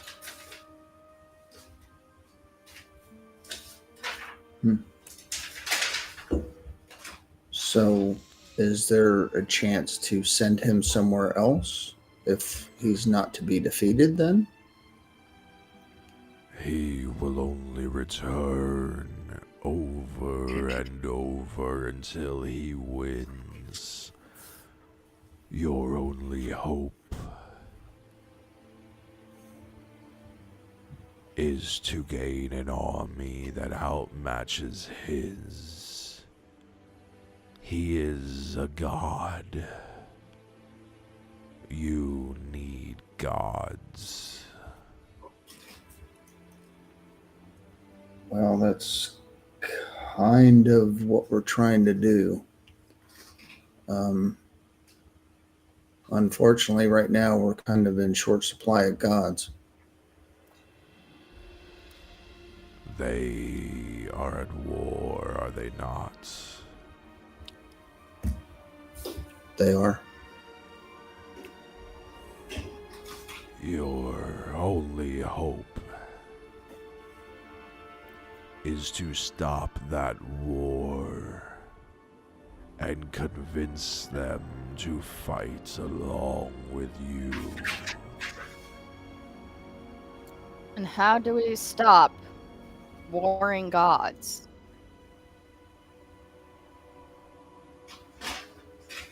We are mortal.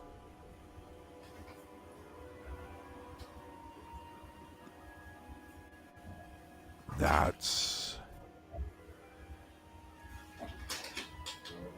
is what we are here for. You present them this box, and they will see you as the god touched.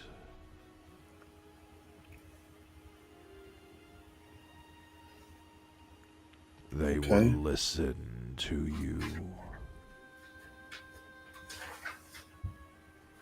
Will they require some demonstration of power before that? Or are they just going to take us at our word? Your markings show all. When we look at the god touched, we do not see your physical form. Okay. Are you able to get us an audience with the gods? Or how do we go about getting to them? You must reach to your god. I have long been dead. I can no longer do the things that need to be done. Understand. But beware. If anyone opens this box that is not God touched, they shall bring the end of the earth before Zophos ends it. Our souls will be released, and it will consume the world. Okay. Okay. So either death by Zophos or death by the box if it's in the wrong hands. You're keeping this box in your sack so nobody can get to it. Oh, most definitely. Most definitely. Okay. Is this are we being God touched able to visit here for counsel, or is this a one-time trip for us, or what? The more you come here, the more of your power is taken. Understood. Your power is needed to defeat Zophos. We will aid you with our wisdom. But the more you see us, the weaker you become. If you use the last of your power to see us, you will not be allowed to leave. Okay. Understood. Yeah. Now, go, God touched. Go and defeat Zophos. And the statue kind of shakes a little bit before going into its place. You all begin to see the colors changing again as you are then thrust back up from the way you came, as the box Belvis is holding suddenly shoots open in front of Belvis, and they, Van and Bakira, come crashing to the ground. Where'd you and Van go? Nobody touches that fucking box except me and Van. Well, you mean this Put it down!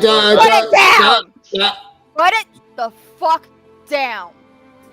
Please. I very carefully put the box down while It blows up! I'm kidding. And I very carefully put it on the ground. I'm like, there you go, Captain. No need to worry.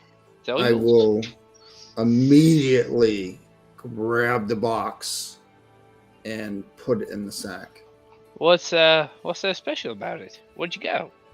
A plane of dead gods? Yeah, fitting. I look at the box that Van is putting away. What? That thing is a plane of fallen gods? He referred to it as Pandora's box. Yeah. That sounds made up. Oh well, hey, I would have said the same thing, but we were there. We were there. Yeah, and I mean, what happens if I were to open the box? I don't understand. End of the world. You'll die. End of the world. Never see your kids again. I mean, not that that's a big deal, anyways, because you walked out on them the first time. Let me put it this way. That's it. I'm tired of this. And I square up on Van. I've taken your shit, mate, for too fucking long. Yeah, I haven't deserved any of this bullshit. I didn't walk out on my kids. I didn't know. First of all, I birthed one of them, so how did I walk out on that one? and I didn't know about my daughter. That brings up an interesting point. How did you birth a child? I'm just curious about Listen, I have made some very questionable choices in my life. And yes, drinking a potion bought from a shady vendor in the Feywild is one of them. But you know what? That's beside the point. I didn't walk out of my kids. So no. Stop talking. Stop talking. Stop talking. Stop talking. You actually see Bakira step between the two of them. Oh, she's on a wolf, and I'm not gonna let her. I'm not gonna stop her because it's sexy. I mean no disrespect here, but I can't take it anymore. I can't. I understand, Belvis, but understand this. We just do this out of fun. It is a way for us to relieve stress. And after everything that's happened to all of us. Yeah. I am sorry that it's gone too far. I'm not. But I'm not. Yes, I am. Actually, I am. What she's saying, 100%. All right. I apologize, Belvis, on behalf of you all. make it easy for us to. We shake hands. I accept. All right. It is all in good fun, and we really don't mean to be malicious by it. But with everything that's gone on, I need a fucking rest. As do With I. no offense, dear heart.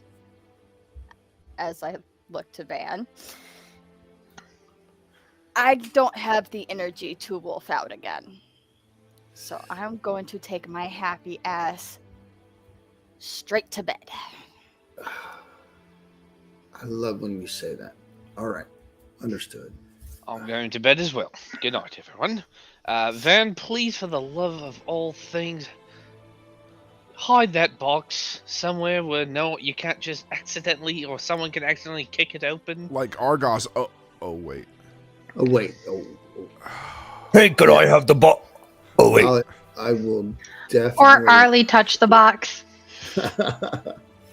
I will definitely secure it where no one can get to it. Put it inside of Belvis's fish painting. Nobody wants to touch that. I want the box. Oh Lord. I kind of tap on Quacker because not yet. In front of you. Not yet. Shh. You're ruining the surprise. Okay, so say everybody can go in. You guys can go ahead and take a long rest. If you guys want to go ahead and sleep before you try and venture back home. Oh yeah. So you guys take a long rest. You're able to re-energize, replenish yourselves. And now the next morning, it's yours.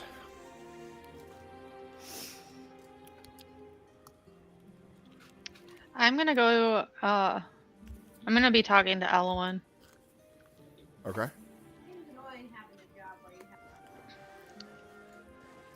I understand that we're all stressed out, but there is certain things that we need to do to de-stress. This is not one of them. No, I understand that.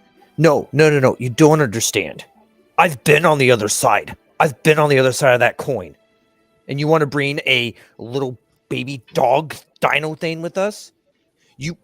You want to do that? You want to bring that, and that's another mouth to feed. That's another thing we have to clean up its mess. That's a whole other ball game. And we have no idea where we're at. We have no idea even if we have enough of this material to get us home. Yes, I understand that. But if you stayed out there for long enough, you would have known that we have time before that egg hatches. I don't know. It's not even about that. I wasn't the only one that wanted the dino egg. Yeah, but you're not the one who has died. Besides Safi, you want a better detail of how death goes? You go ask Safi. I I've been on the- understand. No, you that. don't. No, you don't. What awaits us in our world is death. Yes, I know. Trust No. me. I know. I've been facing my death since I've talked to Safi's parents when there were statues. I know I'm going to die to protect this party, to save the world. N- So I've been facing my death. So sorry if I want to have a little fun If before I face death, where I won't see you, I won't see the kids grow up, I won't see any of my family ever again. Because there will be no bringing me back.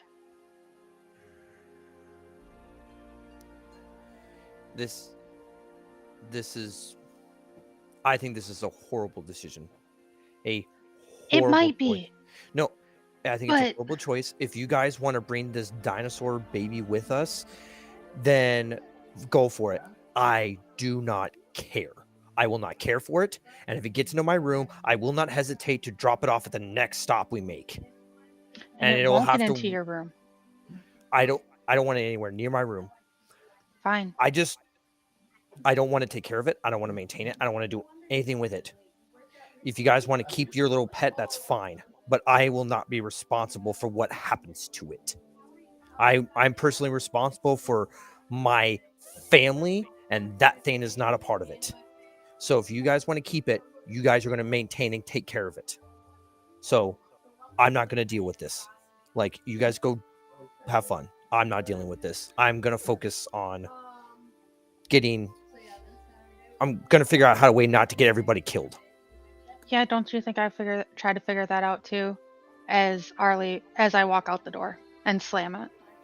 I'm gonna walk out. I'm gonna peek my head out the door and catch her as she's going. Doesn't seem like it since you want to keep a pet. And I'm gonna jump back into the room and slam the door. Oh man. And lock it for safety. Jerry, I'm gonna go Jerry. into Um, I'm gonna go into my room and just shut the door and lock it to make sure nobody comes in. okay. I'm gonna actually get up and leave the box after the argument. I'm gonna get up and leave the box. Okay. GM, I would actually like to try and sneak out of the box. I mean, everybody's presumably in their room, so it wouldn't be that hard. Okay, so I just want to leave, but I want to take extra precautions to make sure nobody sees me. Okay. So I leave. Now, outside the box, how far is Charlie's office from the box? Or actually, let me ask I how would far not is Charlie's? advise it. Are we having I would not another advise Salik it. moment? What? Are we having another Salik moment? No, not that. I was going to talk to Charlie. Okay. I'm talking to Charlie. Okay. Just remember, her brother is not in the box. He is not far away. No. Nothing bad. There's nothing bad. I You can go to promise. Charlie's office. But on your way to Charlie's office, you do pass by the skeleton of a Locatha. As I'm walking, I just kind of walk. At first, I kind of pass it, and then I kind of backtrack.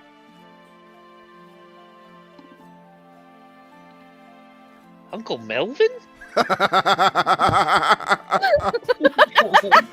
No, Uncle Melvin's mounted on the wall. Oh my god. He sings every time you walk past him. This is cousin Bernard. Ah, that's right. That's right. Oh, goddamn, Bernard, what happened here? Oh, I just kind of shake my head and keep. It's kind of just now I have that stupid singing bass from the stores in my head now. I walk to Charlie's office and I kind of knock on the door. Who is it? Charlie, it's me, Belvis. Belvis. Oh, you're the fish guy. Well, we prefer the term Locatha, but yes, I There is no we. You're the last one. Well, I prefer it then. And she hits a button on her desk, and the door opens. Thank you. I just wanted to ask you something. So, see, you had the dinosaur eggs from before. My question is, do you have any? You said you sell them, right? Find good homes for other dinosaurs. Ones I can't keep, yeah. What other one? Do you have any others that are for sale?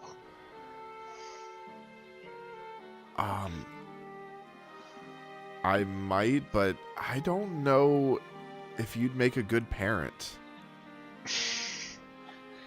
I assure you, I am a father. Unfortunately, Really? Yes. Oh.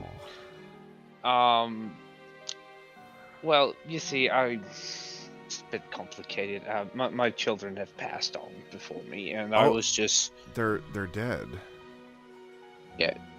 As far as I know, yes. So you're not a good father.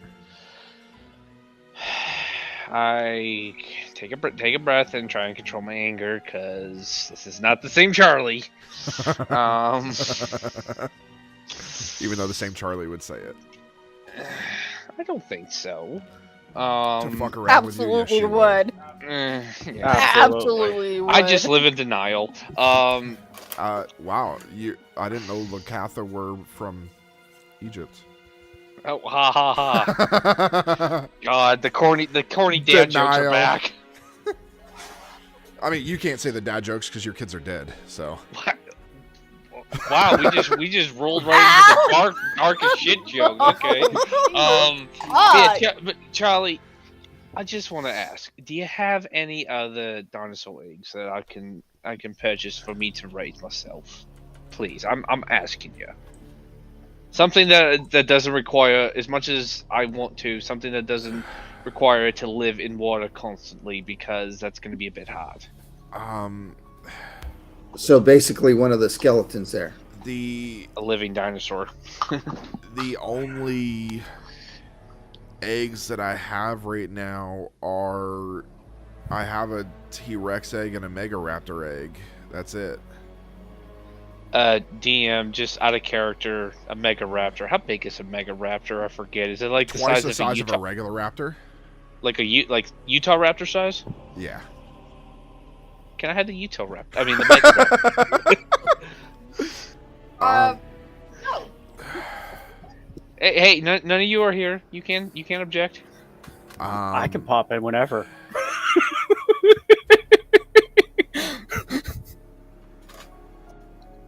This is gonna be fun. It's gonna cost you. What is a reasonable? Do you feel is the price you usually charge? 30 platinum. Okay, I can do that. 30 platinum. Okay. Or for 100 platinum, I'll give you one that's already been hatched. I mean, will it take to me? Because I know Bondi. I know the young bond with the parents upon seeing them. I mean this. Well, so I also kind of train dinosaurs as mounts. Okay, I'm listening. So I mean, he could bond with you. It would take a couple hours, but he could bond with you. Okay. Question. Do you have? Would it be possible for some kind of armor, like wearable armor, for this for the Megaraptor that I could bond and ride its mount? Well, for safety reasons, we remove the teeth of the raptor. I would prefer to keep the teeth on, if that's at all possible. Well, then I guess you'll have to take the one that's in the egg, because I remove all the teeth from the riding raptors.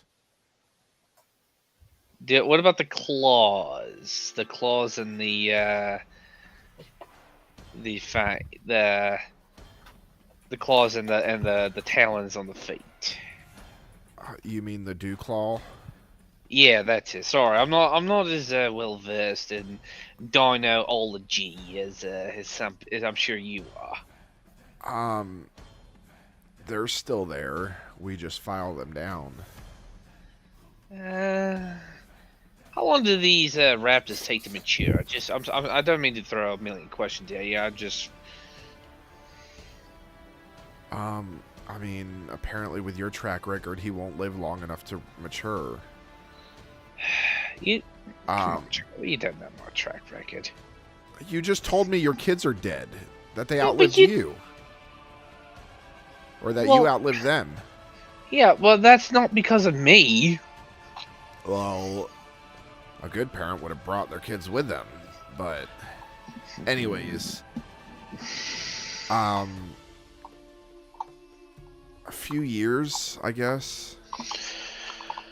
Okay, I'll take the raptor with the already raised raptor. I'll try and bond with him. Maybe I can find some way to let his talons and his dew claw grow out. So, you want the egg? No, the one I can fully grow out. The one that you said I could. That's already ready to go. Okay, the one with no teeth. Yes. Okay. Alright, that's 100 platinum. Alright. I go into my little coin bag that I have there. I pull out 100 platinum that I inherited from the benefactor from his will, and I kind of just slide the platinums, count them out, and slide them on, put them on Charlie's desk. Thanks.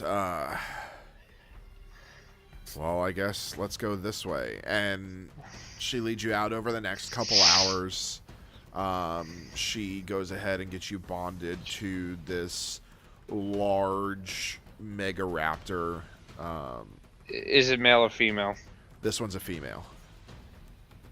Okay. And you can give it a name. You can completely get the thing bonded to you. And the last thing Charlie says is, you need to keep this. And she gives you a pin. Yeah. Very much like the pin that you don't have from Order of the Raven. And go ahead and hit the middle button, and the middle button has. So this pin isn't small; it's rather large. So like a badge, it's almost like a belt buckle. Okay. Like you could string a belt through it and put it on your belt. Okay. And you hit the button, and the button in the middle has the face of a dinosaur on it. And as you hit that button, the Mega Raptor begins to run towards you, leaps in the air at you, and then shrinks down into the belt buckle. Okay. Out of character. Is that like what in Critical Role with it's basically a Pokeball kind of, yeah. Okay. But it's right. each of these buckles, because you can see going out there that there are multiple Mega Raptors. These are what she uses to sell as mounts. And each belt buckle each Mega Raptor is a different color, but each belt buckle, like you have the green Mega Raptor. It's like speckled green, and pretty similar to your coloring actually. And so your belt buckles actually has that speckled green, and but yeah, you can see that each belt buckle would be associated to each dinosaur. Okay. Oh god, what am I gonna name this? I had to think of a name for my raptor. I was. If you had given me a male, I was going to call it Reginald. But I have to think of a name now. But Okay, that, so you're able with to- that, I go back to. I thank Charlie, and I go back to the box to there, and I proceed to make myself a cup of tea. Okay. I want to know that. Belvis, I walk into the house. Hello, Alwyn. What's going on, mate? what are you doing with that thing? What thing? All it would do would make me upset. Like, Whatever. And I'm just gonna walk past him. Wait, did Elowen see what I got? Because I was outside. I went outside the box. Yeah, Elowen was outside. So he would have seen. He would have seen my my raptor. Yeah. Oh. Yeah, Charlie didn't do this in a public area. Oh, I thought this was like a different part. I thought this was like a different part. Okay. Oh no. All right. I sit down and I started drinking my tea and I was like, "Is that a problem, mate?" Everybody wants pets, I guess now. I guess everybody needs a pet to cope. Why don't you lighten up a bit, mate? Jesus, I life's too snarl up in his face. Oh. I like fish. Won't you do me a favor and sit your butt down? Before I make you. And I'm gonna like turn around and walk off. I was about to say, is that an intimidation check? Should I roll? No. I just kind of sip my tea and be like, let's go off his rear end. We're sleeping, aren't we? Do what? Were we all awake now? Yeah, it's the next morning. Everybody's woken up. Okay. Just sitting there drinking my tea.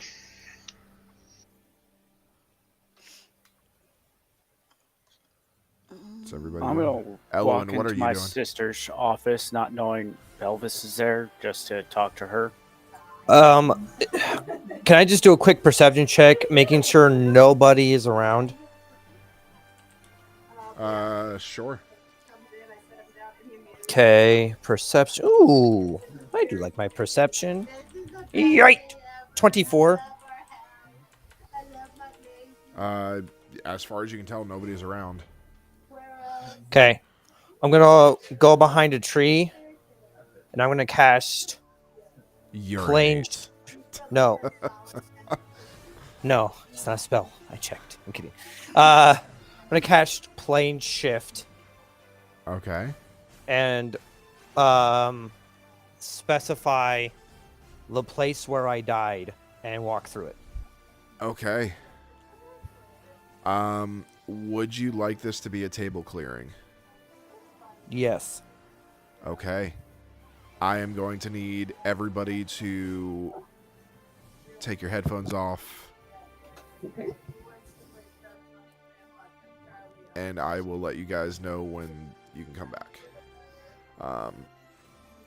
Okay, go ahead, Elowen. I'm gonna walk up.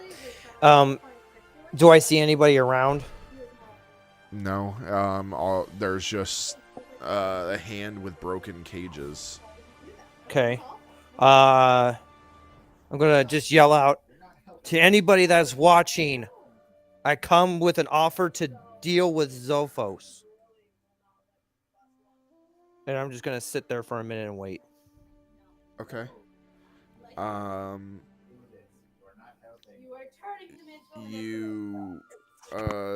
few minutes go past, and you see a large minotaur walk up to you. Is it Argos? It is an undead version of Argos, yes.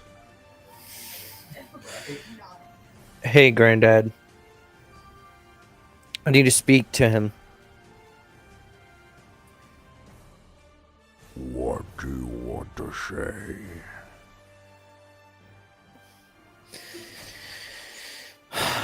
I wish to make a deal. I need to make a deal with him.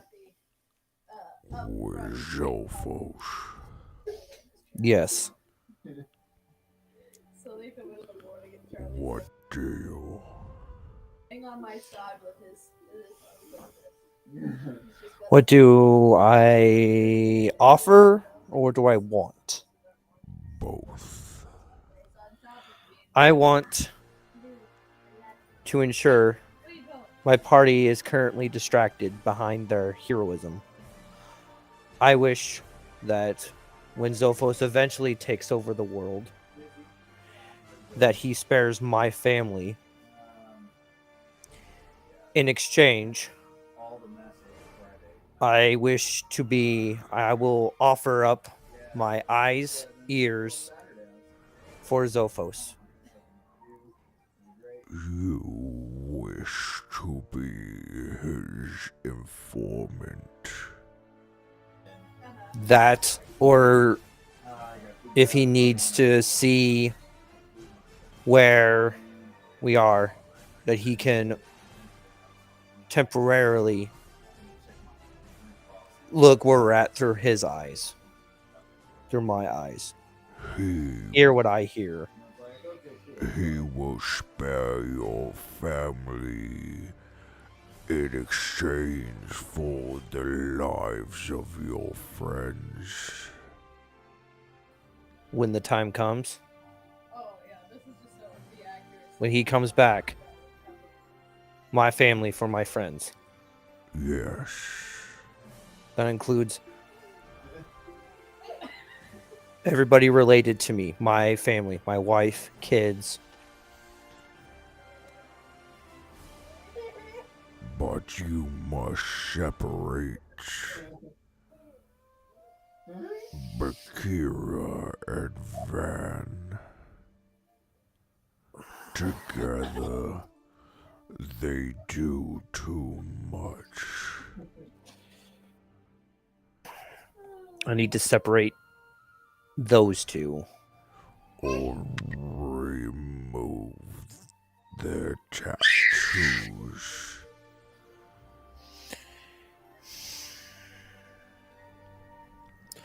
I think I can make a way for that to happen. If you do this and give us your friends when the time comes, your family will be spared. Hold out my hand. And he holds out this large paw that has bony fingers, patches of hair, and he shakes your hand. As I finish shaking it, I won't tell her about this. Nobody needs to know. Good. And he turns around and walks away. I'm gonna cast Planar Shift and walk back. Okay. All right, let's get everybody back in.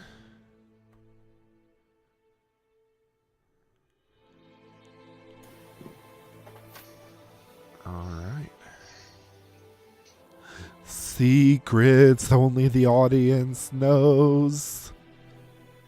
Guys, don't go back and watch this episode. Not like anybody goes back and watches our episodes, but I mean, I do, but if there's a part that you're like, don't watch this part, I give like a rough estimate about where I should skip over, and then I just skip over that part. Yep. Okay. So, Belvis, you have made your way inside. Elwyn, I'll say you're making your way inside after Belvis, because what you did didn't take too long. Okay. Safi's doing a morning workout. Okay. Like I said, Rohan, I'm going to knock on my sister's office. Arlie's just hiding in her room. Okay. Rohan, the door opens. Yes, brother. I understand your point of wanting to have me go. Yes, I am bored. But I do not stay because I feel I need to. I stay because of you normally. So I need to know Without an inch of doubt, you're going to be okay. Or if not, you have a way to get away. I will be fine. There is nothing here that I can't handle, but they need your help more than I do.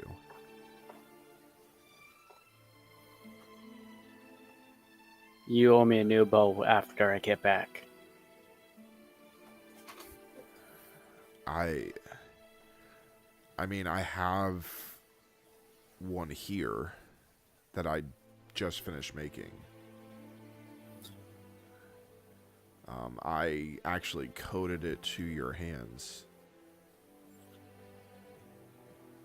And she opens up a wall and pulls out a bow and hands it to you, and on the side of the bow, the words are inscribed Eldritch. I take the bow and go, what did you My do, bow! son?" This is, I call this the bow of the Eldritch Archer. I gently pull back the string, if there is a string, There is. and just to test the torque of it, just to see if it matches what I'm normally used to. Yeah. It's probably about a 50 to 60 pound pull. And then you would slowly let it go, because guys, we do not dry fire our bows. No. Fuck no. That is bad. For clarification out of character, what is that? I am interested in dry firing archery. your bow would be pulling it back and letting the string go. So there's Without an arrow it knot. it ruins the string.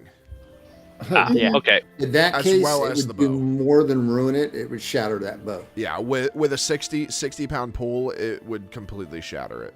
Yeah, that bow would be gone. So we don't dry fire. Yeah, no. Yeah. No. Okay, I'm so I'm going to tuck that onto my back right next to my other one. And I'm going to go, I will be seeing you after a while. I'll try to make short work of this. If they don't pull any more weird crap. she hugs you and slides something into one of your pockets. I don't mess with it now. Okay. Because I am actually holding her, because it's probably rare that I get this much affection from her. Okay. And I'll be back before I know it. Probably. Not in a body bag. Keep them alive.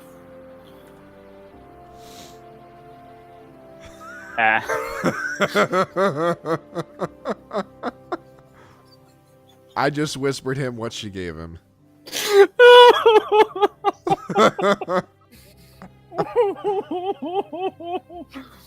And I Epic. release the hug and wave like I always do, like I'm going out to work. Well, and Before I head- she also gives you a white belt buckle. And you know what this is. This is your riding raptor. Right. And yours is already stored in there. Take him. I can't use him here. Alright, you know how I feel about these things. But they're When useful. they have- They are... I'm gonna regret. And I already gave that fish guy bought one, so... How much you get out of him this time? How much you get out of him? 100 platinum. Man, you robbed him. I mean, I normally sell him for 10 gold, so...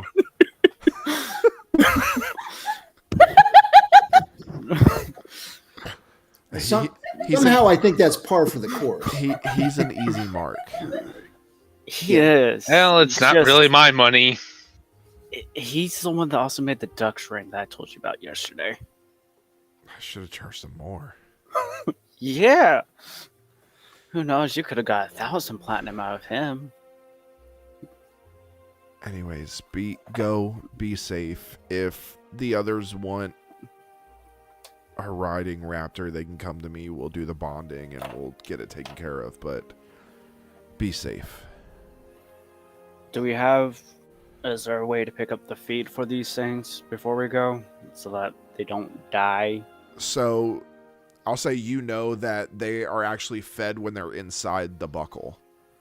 Okay. There's stuff in there that feeds them. These aren't normal raptors. Right.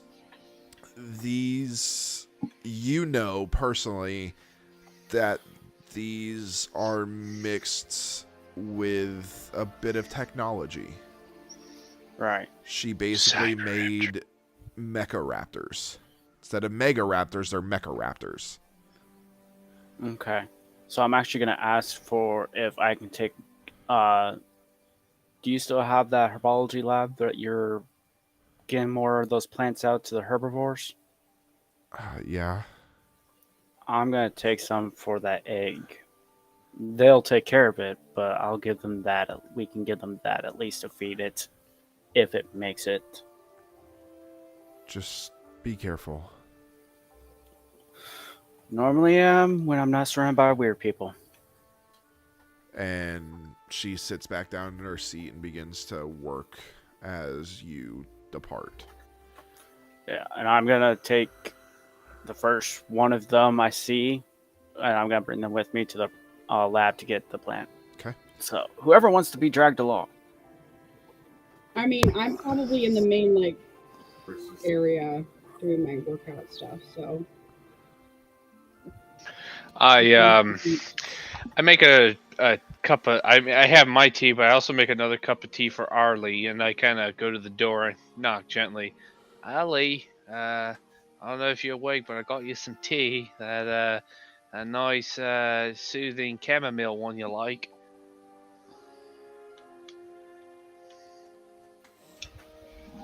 I go and unlock the door. What do you want? Oh, well, I didn't see his breakfast, and Ellen sounds to be in the mood, so I'm sure it's his fault. But I got you some tea if you want. Thank you. I headed the tea. Arlie, make a perception check. Make a Constitution saving throw. Oh, it's not poisoned. The chamomile in this plane is... It's actually poison ivy. 19. Okay. You notice something different about Belvis. He has some color on him. You notice the green belt buckle. Belvis, what's on that belt buckle? What's that belt buckle thingy? What's above your groin? Well, I mean, I'm really short, so yes, it would be groin level. My eyes would be groin level. I kind of turn around and I look. I'm like, oh, you noticed that, did you? She accidentally touches it. I don't touch it. I'm just like, Belvis, what is that? You didn't have it before. It was... your belt buckle was really small before. Anyway, I look at Arlie. I'm like, oh, well, actually, I got something from Charlie. You want to come out and see? Sure. So, and I sneak out. I go out and I try to make sure I'm looking to make sure Eloin's not around. He's not. I go outside with Arlie, and he's like, all right, send what's there, and I hit the button on the belt buckle, and out comes my raptor. This raptor leaps out and slides and makes this loud call, and its dew claws are clicking. And I stand next to I stand next to the raptor. I'm like, huh? So I was in the main room. So did I see them pass me? Yes. I definitely follow them. Okay. And I'm just, I show to Safi as she comes out. Look, Saf, look what I got. What is it? What the fuck is that? This is Regina. Where's her teeth? Apparently, they do not come with teeth. Or at least this breed doesn't. I'm gonna look into finding some way to get those teeth back, though. She's got her summer teeth in. Some are here, some are there. Okay. Why do you have a dinosaur? Like, what use is it? What does it eat?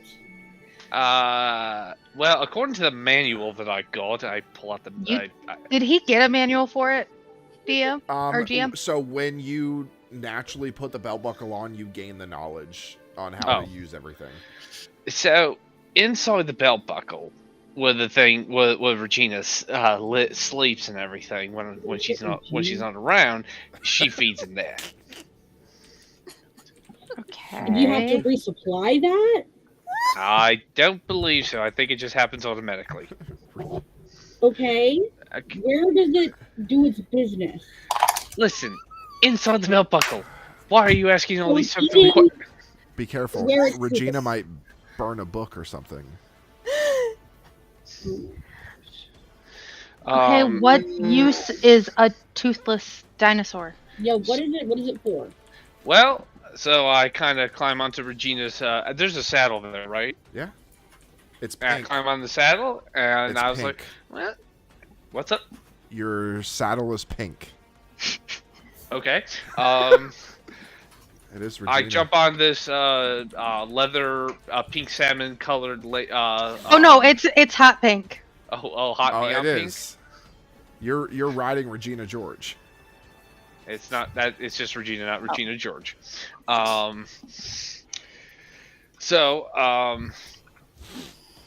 was like, well, I could ride it anywhere. And once I get a condition a little bit more, she'll charge into battle with me. And I kind of pat Quackus and be like, "Hey, got a new friend." And how much did you pay for this thing? I kind of was like, yeah, 100 platinum. How much? 100 platinum. You know, I'm pretty sure you just got robbed.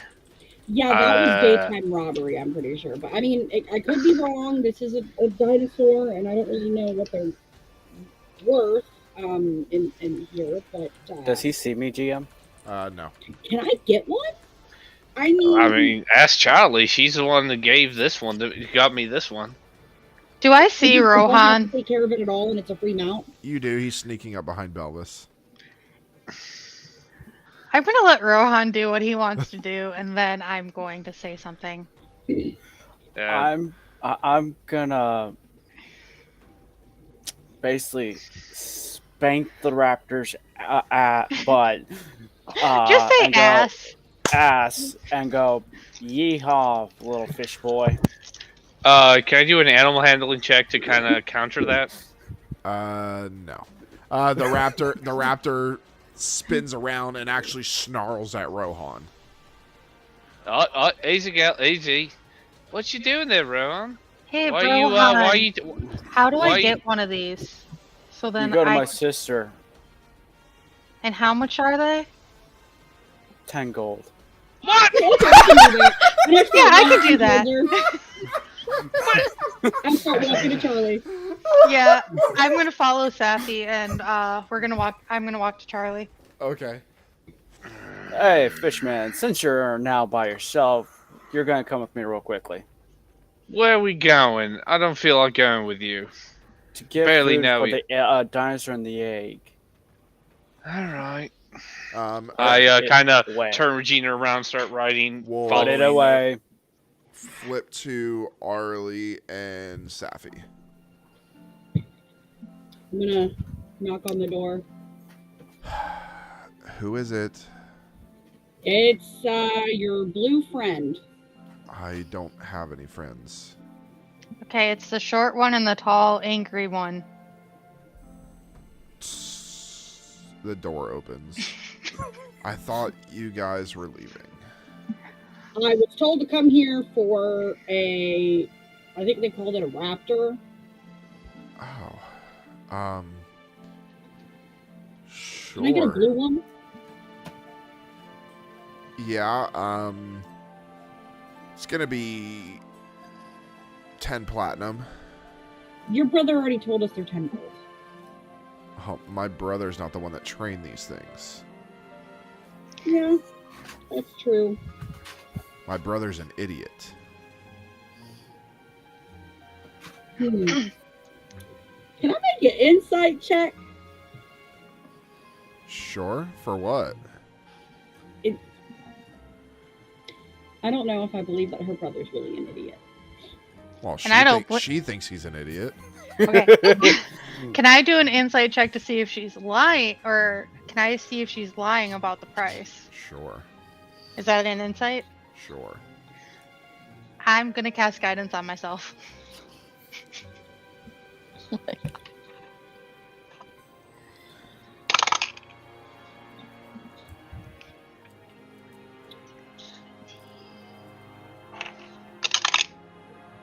$19.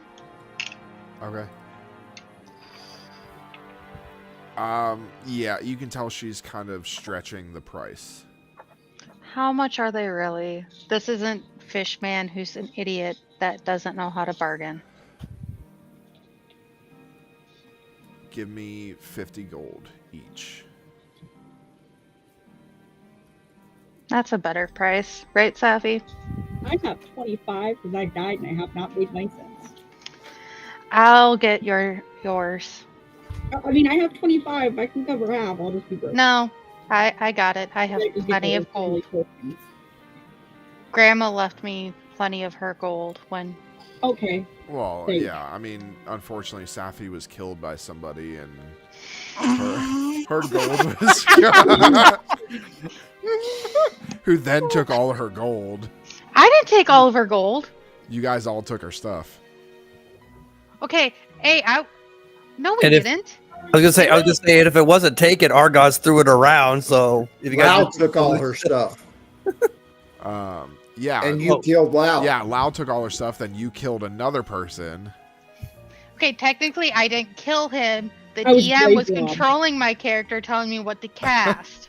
Okay, so I'm just gonna come out here. Does everybody want a riding raptor? I do. I mean, Bakira Van. It's something I don't have to take Yeah, care of. and Bakira, only let's be real. We want a raptor. yeah, We do. Yeah, Yeah. Can I get a pink one, Charlie, please? Elowin, do you want a riding raptor? no. Okay. So I'll say for sake of brevity, everybody can get a raptor. Go ahead and remove 50. Well, Belvis already paid a lot of money. So everybody else's is free because of how much Belvis paid. Really? You're all welcome, by the way. You're all I was welcome. free originally. So everybody, you all get your, just sake of brevity, you all get a belt buckle. Van, yours is black. Safi's is blue. Arlie's is a dark hunter green. Bakira's is purple. Rohan's is white. And Belvis is like that light aqua green. And then again, with putting these on, you guys gain the knowledge of how to use them. The saddles always stay on them. All of that. So, sake of brevity, Rohan, you guys go get what you need. And you're able to venture back. And at this point, I believe everybody is going to be back inside the box. Mm-hmm. Yep. Um, And I head for the captain's seat. okay. Yeah, DM, before she does that, I want to go talk to Bakira. Okay. So, first of all, hello. That box. I mean, what's your take on this whole Pandora thing? I mean, crazy, honestly, it's crazy. Is kind of par for the course for us. not gonna lie, there, definitely.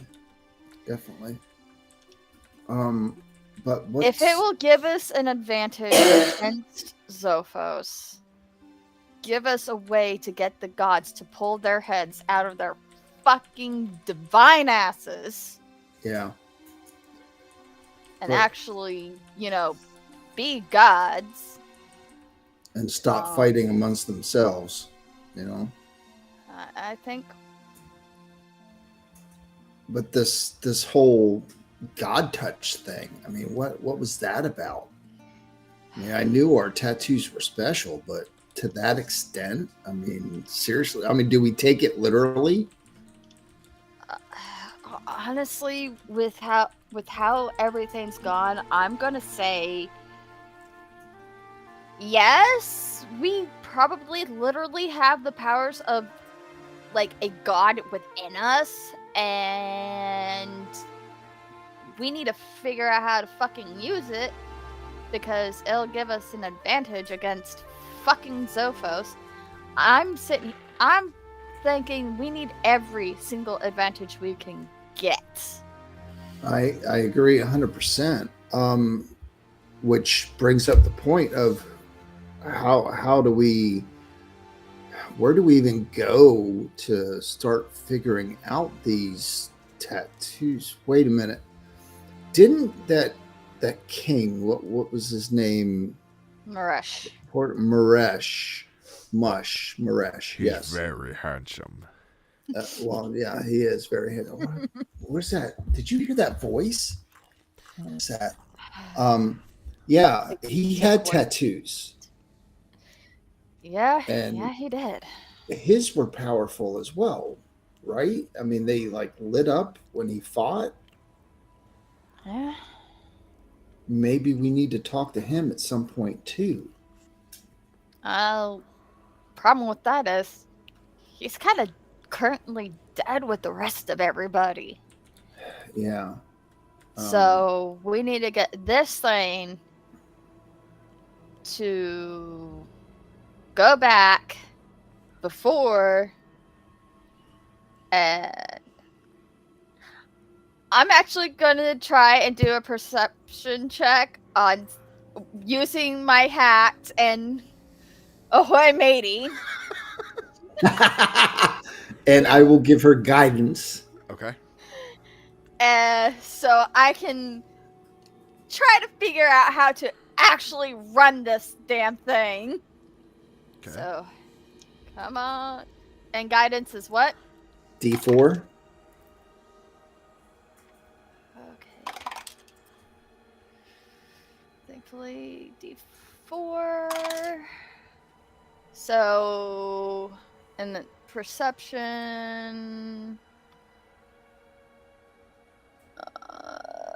Okay, so 19, 23. Okay.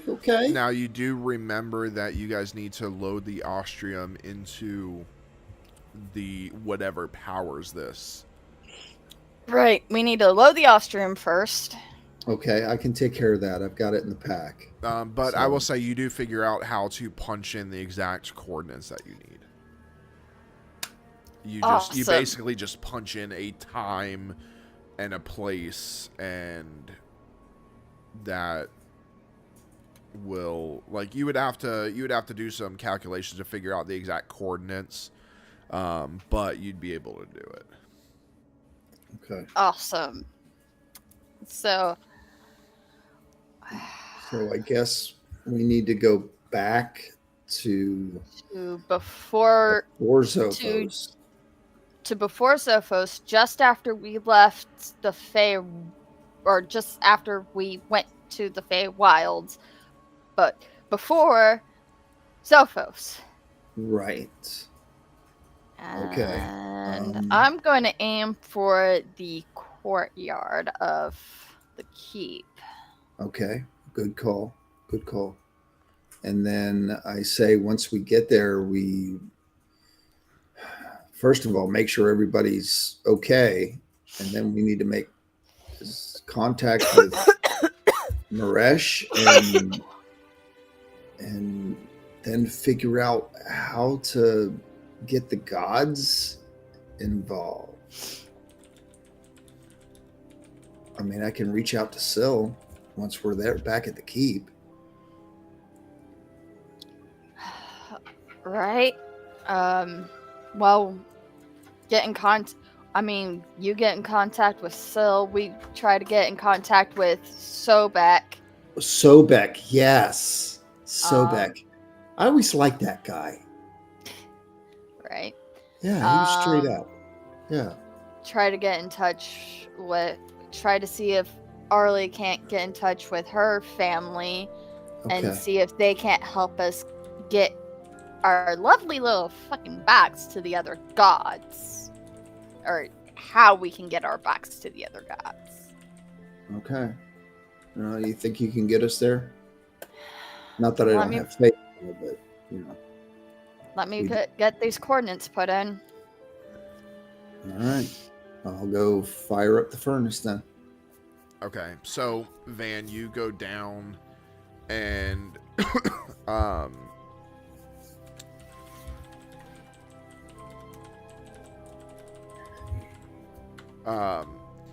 so you go down into a lower level and you see this big large glowing blue orb that is spinning, and it's making a ton of noise. And you are underneath it. You do see a place to put in the ostrium. Okay. So I'll go ahead and take out the ostrium and is it like big enough to hold all of them, or is it like one at a time, or would I know that? So you could figure out. You could probably put in about half of what you got at a time.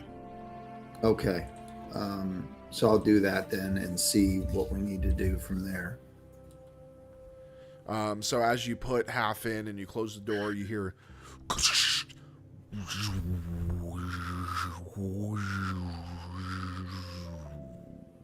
and it kind of powers down a little bit. And then you're able to put the other half in.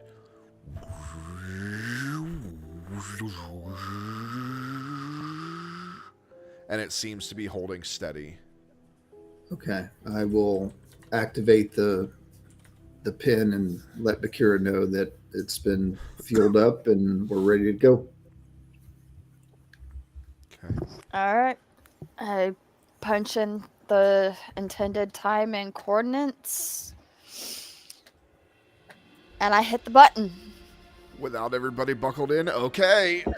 Yes. So you, yeah, Chaotic. Bakira is the only one that is buckled in. And Bakira, you hit the button.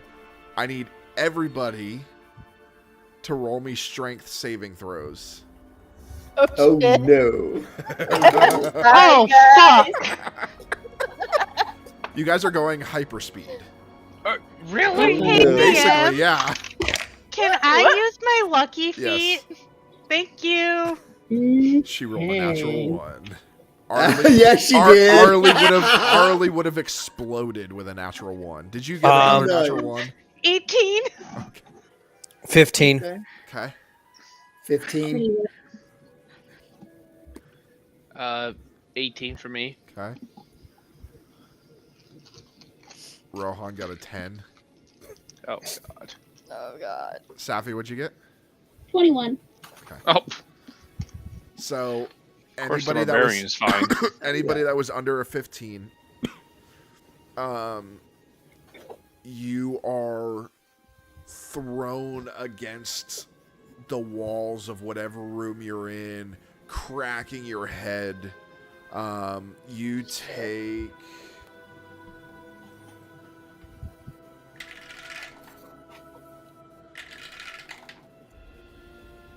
A lot of dice.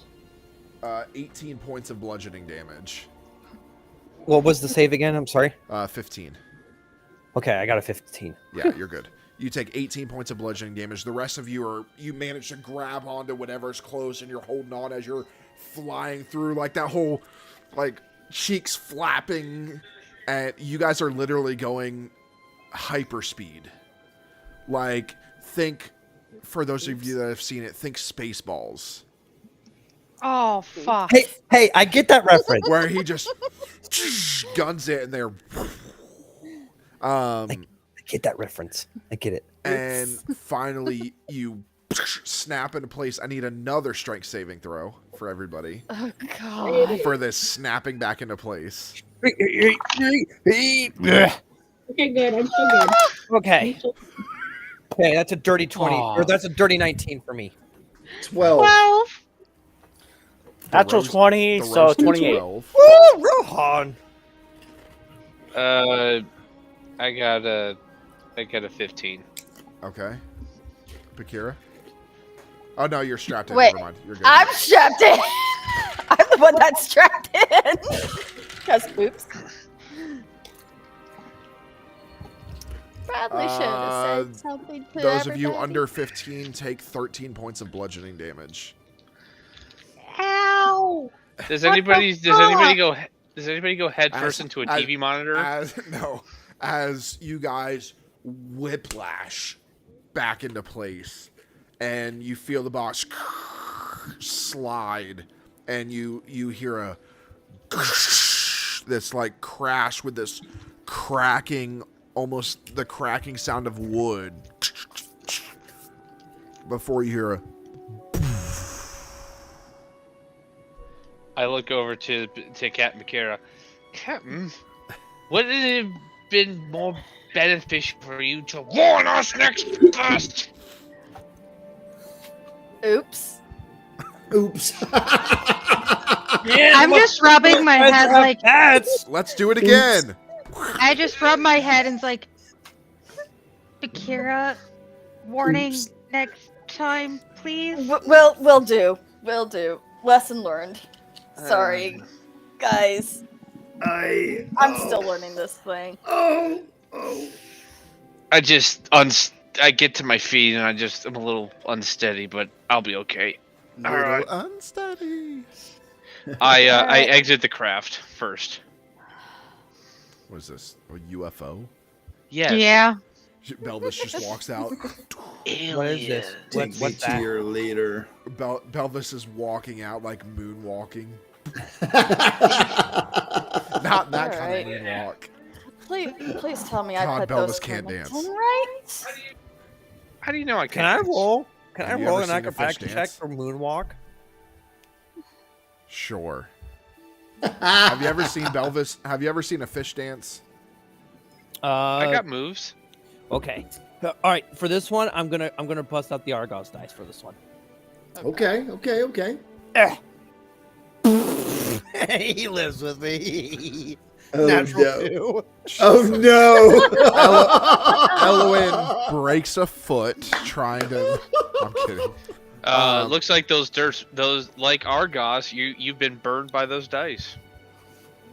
Okay, so I mean- Belvis, you walk out and you see that you guys have hit a tree. The tree has fallen over, and it's actually the memorial tree. Shit. Oh, great, Captain! I shout back into the craft. Captain, do you want the good news or the bad news first? Hey, Belvis. I walk outside. See what's going on. Just kind of gesture at the tree. Yeah. Ah, fuck. But you guys do see the keep intact. Oh, it looks great. Hey, did we make it back? Are we right? Are we the right place? Ooh. Please tell me we are. I go up to I walk inside. Yeah, I like, fall right I behind just- you. I'm gonna Flying run straight inside through. screaming for Grandma. Rohan's going to sleep in the box. Okay. I go in and I start Yeah. shouting out my daughter's name and It makes you my crazy, son's by the name. way. Yeah, what's your I'm gonna- daughter's name? Out Wow, of character, I what forget. a good fucking father. Uh-huh. Hey, you out are. of man character. Out of Like- character. I even have it written down. I don't Like have my Van notes. I'm said. sorry. I came in late. I'm sorry. I can't even find my notes. remember what it is. Can you please tell me I actually legitimately cannot find my notes since I came in late. Vezin. What? Vezin? Yeah. What? Pheasant. Vezin. Vezin. Vezin. Okay. Should I'm gonna probably write it take- down again. I'm gonna take my time walking Of what? into the keep. Okay.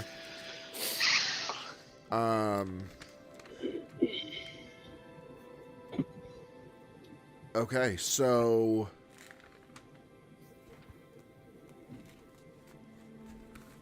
you guys walk in and the keep looks normal. Jalen and Ari's mom is also following in behind. Okay. Do we need a roll for them for that damage? No, they're yeah, they're dead. No, they're not, I'm kidding. asshole. I'm not the one that hit the button.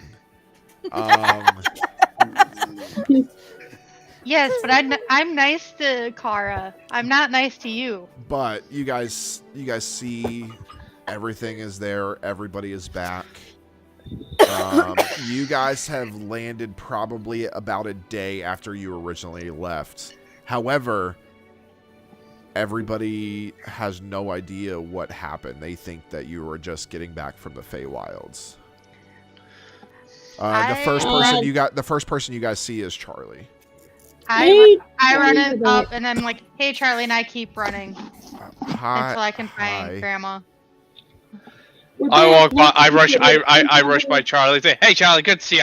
And I kind of just give her a quick rub on the head and just keep walking by. Don't fucking touch me. I'll go to Charlie and I'll explain everything to Charlie, and then about the box, Pandora's box, and all that stuff. I'm with him while he's explained. While things are being explained to Charlie on what happened in detail. What the fuck? That's exactly what we said, Charlie. Hold on. So we all died. Yes. Yes. You left a cryptid message that said "throw caution to the wind," with apparently that box, and I'll point outside to the courtyard. That Rohan's in. That Rohan is in. I finished caution. You finished caution, and it worked very well. I've been working on that since the day we met. Well, Charlie, you saved our lives, because without caution, everything would have been lost. We were able to use caution to go to another realm, Dinotopia, I guess it is, or something, some dinosaur place, where apparently there's a you.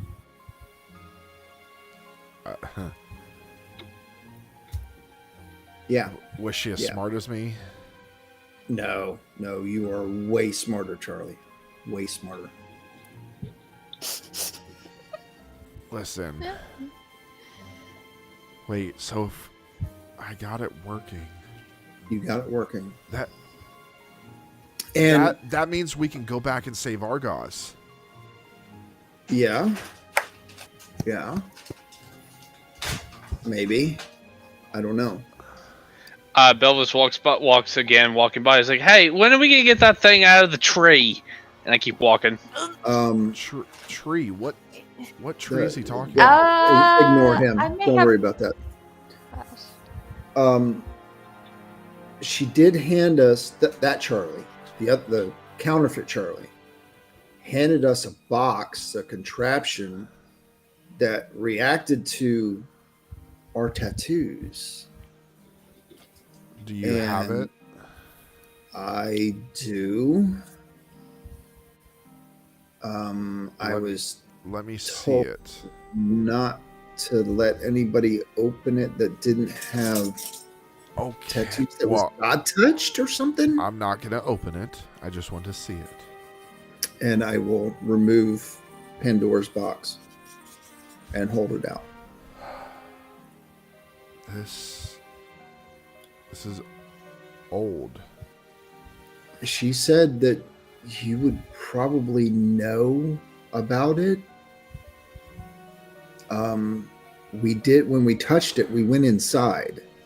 Yeah. And crazy thing. Fun And adventure. Apparently it's a realm of dead gods.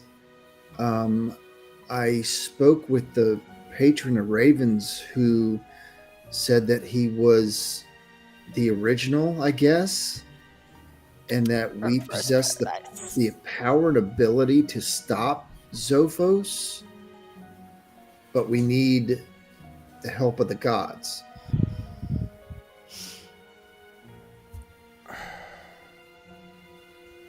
Wait, so the other me just handed this to you? Yeah. Yeah.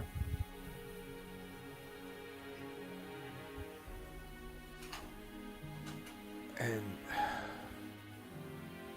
this is ancient. This. Wait, you said you went to a place with dead gods. Yeah. Yeah. Yeah. Yeah. The I mean, it was the patron of the Raven statue, and it kind of came to life, but it was in like a undead form. I mean, it was kind of weird. And he didn't recognize my brother's name or our order or anything of that sort. But when we mentioned Zophos, he was well aware of that name.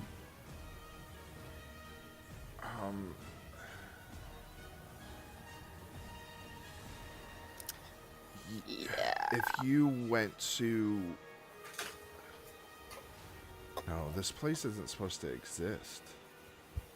Well, we can tell you firsthand we were there. And he It's- said that if we continue to visit it, that it would drain our power. So, this place, I've studied it. It's called the Regnum Diorum. Regnum Diorum? Regnum, R-E-G-N-U-M. Diorum, D-E-O-R-U-M. And it means Okay. realm of the gods. Realm of the gods, okay.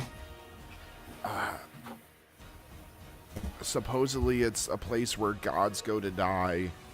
Yes. Yes. Mortals have never been there. That's what he alluded to. But he said we were allowed, I guess, because of being, he kept saying God touched. Like you were raped by a god? No. Not quite. More like these lovely tattoos. He said because we had stared upon a god that our souls got touched, and I guess that's where these came from. This is a lot. Yeah. I'm not going to open the box, but give me time to study it and look at it. I may have a few ideas. And she's looking, she goes, what the fuck is that? Pointing at your belt buckles. Well, see, the place that we were at outside of the box was like a land of the dinosaurs kind of thing. Out of the box. Does anybody remember that TV show? No. Yes, I do. Am I the I do. only one that remembers that? I remember it. I remember. I love Out of the Box. Anyways, When was that? And so 90s. this Charlie I was born late trained these dinosaurs, and I guess we ride them. Dinosaurs don't exist anymore. Funny thing I, that let's go outside for this demonstration. Okay. And you guys Yeah. walk out. You guys walk in front. She goes, "Oh my god! Did you hit the fucking tree?" we'll use mending on it or something. Yeah, it'll be fine. You realize that there's people buried underneath that tree. Whoops. Yeah. To quote Bakira, whoops. I think the exact words Bakira used were "oops." I'm So, still getting used to caution, okay? yeah. Anyways, Anyways, I tap the belt buckle and release my raptor. whoa, whoa, whoa, whoa, whoa, whoa. What the fuck is that? This is a raptor. Raptor. It's a They're mouse. all dead. What? Where the fuck are its teeth? I know something about had to take him out I don't so they know. wouldn't I hate it. kill Belvis I- or something. I It don't know. looks like I it's hate- like 100 year. God, I thought Belvis was ugly. I know, right? Right. I know. Don't call her ugly. To be honest, I'm still concerned for Belvis's safety because, it could be like gummed to death or something. I I still feel bad that they have their teeth And- gone. Charlie like runs her hand along the raptor.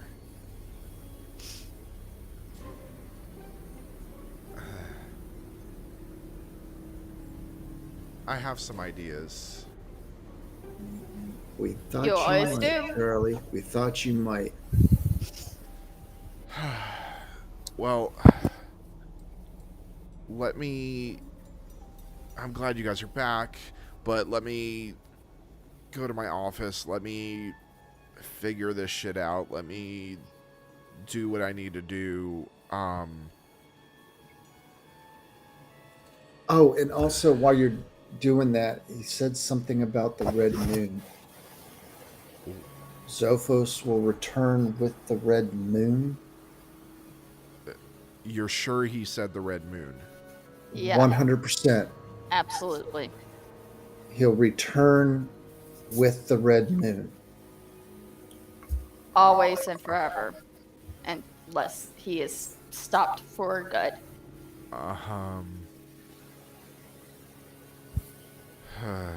That's not good. Yeah. Yeah.